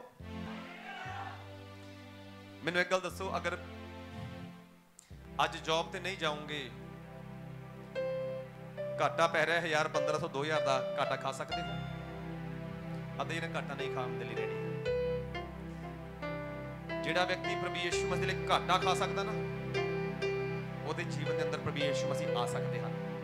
ਮੈਨੂੰ ਇੱਕ ਗੱਲ ਦੱਸੋ, ਜਿਸ ਘਰ 'ਚ ਯਿਸੂ ਮਸੀਹ ਪ੍ਰਚਾਰ ਕਰਦੇ ਪਏ ਨੇ, ਉਹ ਲਕਵੇ ਵਾਲਾ ਰੋਗੀ ਜਿਹੜਾ ਹੈ, ਉਹਦਾ ਕੋਈ ਸੰਬੰਧ ਹੈਗਾ ਇਸ ਪਰਿਵਾਰ ਦੇ ਨਾਲ? ਬਾਈਬਲ 'ਚ ਦਰਜ ਹੈ ਕਿਤੇ? ਬਿਮਾਰ ਕੋਈ ਹੈ, ਲਕਵੇ ਦਾ ਰੋਗ ਕਿਹਨੂੰ ਹੋਇਆ ਹੈ, ਚੰਗਾਈ ਕਿਹਨੂੰ ਚਾਹੀਦੀ ਹੈ? ਸਾਡੀ ਛੱਤ ਐਵੇਂ ਤੋੜ ਦਿੱਤੀ ਗਈ? ਕਦੇ ਸੋਚਿਆ ਹੈ? ਸਾਡੇ ਘਰੇ ਪ੍ਰਭੂ ਯਿਸੂ ਮਸੀਹ ਆਏ, ਚਲੋ ਪ੍ਰਚਾਰ ਕੀਤਾ, ਅੱਛੀ ਗੱਲ, ਸਾਡੀ ਛੱਤ ਕਾਹਤੋਂ ਢੇੜਤੀ? ਚੰਗਾਈ ਤਾਂ ਕਿਸੇ ਨੂੰ ਚਾਹੀਦੀ। ਯਿਸੂ ਮਸੀਹ ਜੀਵਨ 'ਚ ਆ ਜਾਵੇ ਨਾ, ਕੀਮਤ ਜਿਹੜੇ ਲੋਕ ਚੁਕਾ ਸਕਦੇ ਨੇ ਉਹਨਾਂ ਦੇ ਜੀਵਨ 'ਚ ਯਿਸੂ ਮਸੀਹ ਆ ਸਕਦੇ ਹਨ। ਹੁਣ ਕੀਮਤ ਚੁਕਾਈ ਕਿ ਨਹੀਂ ਇਹ ਪਰਿਵਾਰ ਨੇ? ਮੈਨੂੰ ਇਹ ਦੱਸੋ। ਛੱਤ ਉੱਤੜ ਗਈ ਕਿ ਨਹੀਂ ਉੱਤੜ ਗਈ? ਛੱਤ ਤੋੜ ਦਿੱਤੀ ਗਈ ਕਿ ਨਹੀਂ ਤੋੜ ਦਿੱਤੀ ਗਈ? ਇਸ ਫੈਮਿਲੀ ਨੇ ਅਗਰ ਯਿਸੂ ਮਸੀਹ ਨੂੰ ਘਰੇ ਸੱਦਿਆ, ਆਉਣ ਦੇ ਲਈ ਬੂਹਾ ਖੋਲ ਦਿੱਤਾ ਹੈ, ਕੀਮਤ ਵੀ ਚੁਕਾਈ ਹੈ। ਤੁਹਾਡੇ ਵਿੱਚ ਜਿਹੜੇ ਲੋਕ ਆਪਣੀ ਜੌਬ ਬਿਜ਼ਨਸ ਦੀ ਪਰਵਾਹ ਕੀਤੇ ਬਿਨਾ ਸੰਡੇ ਵਾਲੇ ਦਿਨ ਸਾਰੀਆਂ ਗੱਲਾਂ ਦਾ ਸੈਕਰੀਫਾਈਸ ਕਰਕੇ ਕੀਮਤ ਚੁਕਾ ਕੇ ਪ੍ਰਭੂ ਦੇ ਘਰ ਆ ਸਕਦੇ ਨੇ, ਉਹਨਾਂ ਦੇ ਜੀਵਨ 'ਚ ਪ੍ਰਭੂ ਯਿਸੂ ਮਸੀਹ ਵੱਡੇ ਵੱਡੇ ਕੰਮ ਵੀ ਕਰ ਸਕਦੇ ਹਨ। ਹਾਲੇਲੂਇਆ। ਔਰ ਮੈਂ ਤੁਹਾਨੂੰ ਦੱਸਣਾ ਨਾ, ਤੁਹਾਡੇ ਜੀਵਨ 'ਚ ਪ੍ਰਭੂ ਯਿਸੂ ਮਸੀਹ ਵੱਡੇ ਵੱਡੇ ਕੰਮ ਕਰਨਾ ਚਾਹੁੰਦੇ ਹਨ। ਤਾਂ ਜੋ ਤੁਸੀਂ ਅੱਜ ਪ੍ਰਭੂ ਦਾ ਵਚਨ ਸੁਣਦੇ ਪਏ ਹੋ, ਤਾਂ ਜੋ ਯਹੋਵਾ ਪਰਮੇਸ਼ਰ ਨੇ ਵਚਨ ਮੈਨੂੰ ਤੁਹਾਡੇ ਲਈ ਦਿੱਤਾ ਹੈ। ਤੁਹਾਡੇ ਜੀਵਨ 'ਚ ਪਰਮੇਸ਼ਰ ਦੀ ਯੋਜਨਾ ਛੋਟੀ ਨਹੀਂ, ਬਹੁਤ ਜ਼ਿਆਦਾ ਵੱਡੀ ਹੈ। ਹਾਲੇਲੂਇਆ। ਤੁਸੀਂ ਪਿਛਲੇ ਹਫਤੇ ਦੇਖਿਆ ਕਿੰਨੇ ਜਣੇ ਸੀ ਰਾਤ ਨਾਲ ਇੱਥੇ? ਨਸੀਮ ਇਸ ਜਗ੍ਹਾ ਦੇ ਉੱਪਰ ਨਹੀਂ ਸੀ। ਜੌਬ ਮਿਲ ਗਈ, ਸੰਡੇ ਦੀ ਛੁੱਟੀ ਨਹੀਂ ਮਿਲ ਰਹੀ, ਕਹਿੰਦੇ ਵੀ 2-3 ਹਫ਼ਤੇ ਲੱਗਣਗੇ, ਸੰਡੇ ਦੀ ਛੁੱਟੀ ਮਿਲ ਜਾਏਗੀ। ਕਾਹਦੀ ਜੌਬ ਮਿਲੀ ਜੀ? ਸੈਲੂਨ ਦੇ ਵਿੱਚ ਜੌਬ। ਕੋਰਸ ਕੀਤਾ ਹੋਇਆ, ਸੈਲੂਨ ਦੇ ਵਿੱਚ ਜੌਬ ਮਿਲੇਗੀ। ਜੋ ਵਿਅਕਤੀ ਸੈਲੂਨ ਦਾ ਕੰਮ ਜਾਣਦਾ ਹੈਗਾ, ਫਿਰੋਜ਼ਪੁਰ ਦੇ ਵਿੱਚ ਜੌਬ ਮਿਲ ਗਈ। ਹੁਣ ਧਿਆਨ ਦੇਣਾ, ਸੁਣਿਓ ਮੈਂ ਕੀ ਦੱਸਣਾ ਚਾਹੁੰਦਾ ਹੈਗਾ। ਸੋਚੋ, ਜੌਬ ਦੀ ਵੀ ਲੋੜ ਹੈ, ਪੈਸੇ ਵੀ ਚਾਹੀਦੇ ਹਨ। ਤੁਹਾਨੂੰ ਵੀ ਪੈਸਿਆਂ ਦੀ ਲੋੜ ਹੋਏਗੀ ਕਿ ਇਹਨਾਂ ਨੂੰ ਪੈਸਿਆਂ ਦੀ ਲੋੜ ਹੈਗੀ ਆ? ਪਰਮੇਸ਼ਰ ਤੁਹਾਨੂੰ ਬਹੁਤ ਬਲੈਸ ਕਰਨ। ਓਕੇ, ਤੁਹਾਨੂੰ ਪੈਸਿਆਂ ਦੀ ਲੋੜ ਹੋਏਗੀ, ਸਭ ਕੁਝ ਚਾਹੀਦਾ ਹੈਗਾ ਸਾਨੂੰ। ਜੌਬ ਕਰਨ ਲੱਗੇ, ਫਿਰੋਜ਼ਪੁਰ ਦਾ ਨੰਬਰ 1 ਸੈਲੂਨ। ਆੜਤੀਆਂ ਦਾ ਸੀਜ਼ਨ ਤਾਂ ਜਾਂ ਕਣਕ ਦੇ ਵਿੱਚ ਲੱਗਦਾ ਜਾਂ ਝੋਨੇ 'ਚ ਲੱਗਦਾ, ਇਸ ਤਰ੍ਹਾਂ ਹੀ ਹੁੰਦਾ ਕਿ ਨਹੀਂ ਹੁੰਦਾ? ਹਾਂਜੀ, ਹਰੇਕ ਦੁਕਾਨਦਾਰ ਦਾ ਕੋਈ ਨਾ ਕੋਈ ਸੀਜ਼ਨ ਹੁੰਦਾ। ਤੇ ਜਿਹੜੇ ਵਾਲ ਕੱਟਦੇ ਉਹਨਾਂ ਦਾ ਵੀ ਕੋਈ ਸੀਜ਼ਨ ਹੁੰਦਾ ਕਿ ਨਹੀਂ ਹੁੰਦਾ? ਉਹਨਾਂ ਦਾ ਸੀਜ਼ਨ ਚੱਲਦਾ ਹੀ ਰਹਿੰਦਾ। ਸੰਡੇ ਮਿਸ ਕੀਤਾ ਹੈਗਾ, ਉੱਥੋਂ ਦਾ ਕੰਮ ਹੀ ਬੰਦ ਹੋ ਗਿਆ ਜਮਾਂ ਹੀ। ਹਾਲੇਲੂਇਆ। ਨੰਬਰ 1 ਸਲੂਨ ਆ। ਉਸੇ ਦਿਨ ਤੋਂ ਜੋ ਪਹਿਲਾ ਹੀ ਐਤਵਾਰ ਆਉਂਦਾ, ਉਹ ਕਹਿੰਦੇ ਐਤਵਾਰ ਛੁੱਟੀ ਦੇ ਹੀ ਨਹੀਂ ਸਕਦੇ। ਇਹ ਕਹਿੰਦੇ ਚਲੋ 2-3 ਹਫ਼ਤੇ ਬਾਅਦ ਡਿਮਾਂਡ ਕਰਾਂਗੇ, ਜਦੋਂ ਕੰਮ ਦੇਖ ਲੈਣਗੇ। ਪਹਿਲਾ ਹੀ ਐਤਵਾਰ ਨਿਕਲਿਆ, ਉਸੇ ਦਿਨ ਤੋਂ ਸਾਰੇ ਸਲੂਨ ਦਾ ਕੰਮ ਠੱਪ ਹੋ ਗਿਆ। Number 1 salon. ਸੋਚੀਏ, ਪਤਾ ਕੀ ਕਹਿੰਦੇ ਸਲੂਨ ਵਾਲੇ? ਕਹਿੰਦੇ ਮੰਦਾ ਚੱਲਦਾ ਪਿਆ, ਤੁਸੀਂ ਨਾ, ਤੁਹਾਨੂੰ ਜੌਬ ਜਦੋਂ ਕੰਮ ਚੱਲ ਪਿਆ ਉਦੋਂ ਸੱਦਾਂਗੇ, ਕਹਿੰਦੇ ਹੁਣ ਤੁਸੀਂ ਜਾਓ। ਮੈਂ ਹੱਸਦਾ ਪਿਆ ਸੀ, ਮੈਂ ਕਿਹਾ ਯੂਨਾਨ ਹੀ ਗੱਲ ਹੋ ਗਈ, ਪ੍ਰਭੂ ਇੱਧਰ ਨੂੰ ਭੇਜਦਾ, ਇੱਧਰ ਨੂੰ ਜਾਵਾਂਗੇ। ਕਿਸ਼ਤੀ ਵਾਲਿਆਂ ਦਾ ਕੋਈ ਕਸੂਰ ਨਹੀਂ, ਕਿਸ਼ਤੀ ਵਾਲਿਆਂ ਨੂੰ ਵੀ ਡੁਬੋ ਦੇਣਾ ਸੀਗਾ। ਕਿਤੇ ਵੀ ਕੁਝ ਕਰਦੇ ਜਾਂਦੇ ਨਾ, ਪ੍ਰਭੂ ਨੂੰ ਪੁੱਛ ਲਿਆ ਜਾਵੇ ਪਹਿਲਾਂ, ਪ੍ਰਭੂ ਤੇਰੀ ਇੱਛਾ ਹੈ, ਤੇਰੀ ਯੋਜਨਾ ਹੈ, ਤੂੰ ਮੇਰੇ ਨਾਲ ਹੈ। ਤੁਹਾਨੂੰ ਪਤਾ ਦਾਊਦ ਦੀ ਆਦਤ ਦਾ ਕੀ ਸੀ? ਦਾਊਦ ਹਮੇਸ਼ਾ ਲੜਾਈ ਲੜਨ ਤੋਂ ਪਹਿਲਾਂ ਪੁੱਛਦਾ ਸੀ, ਪ੍ਰਭੂ ਅਗਰ ਤੂੰ ਮੇਰੇ ਨਾਲ ਆ ਤਾਂ ਮੈਂ ਲੜਾਈ ਲੜਨ ਦੇ ਲਈ ਜਾਵਾਂਗਾ, ਅਗਰ ਤੂੰ ਮੇਰੇ ਨਾਲ ਨਹੀਂ ਹੈਗਾ ਮੈਂ ਨਹੀਂ ਜਾਣਾਗਾ, ਤੂੰ ਮੇਰੇ ਨਾਲ ਹੀ ਨਹੀਂ ਹੈਗਾ ਤਾਂ ਮੈਂ ਹਾਰ ਜਾਵਾਂਗਾ।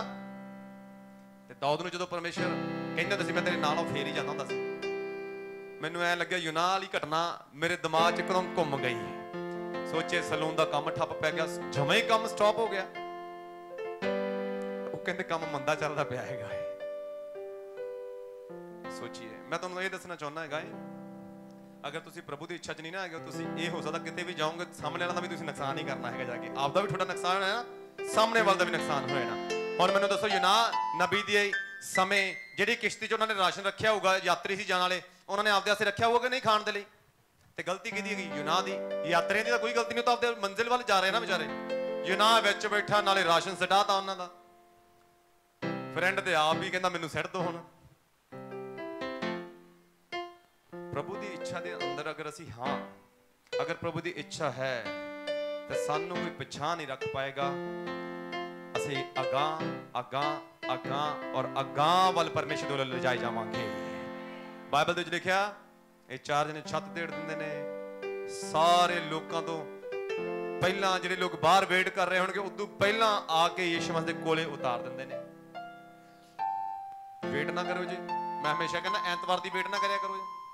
ऐतवार तो पहला भी तुसी चर्च आउण वाले होने चाहिए हो। ये मैं नहीं कह रहा, प्रभु का वचन कह रहा। और जो प्रभु के वचन के अनुसार करना शुरू कर दोगे तो प्रभु भी फिर अपने वचन के अनुसार तुहानूं बरकत देना शुरू कर देंगे।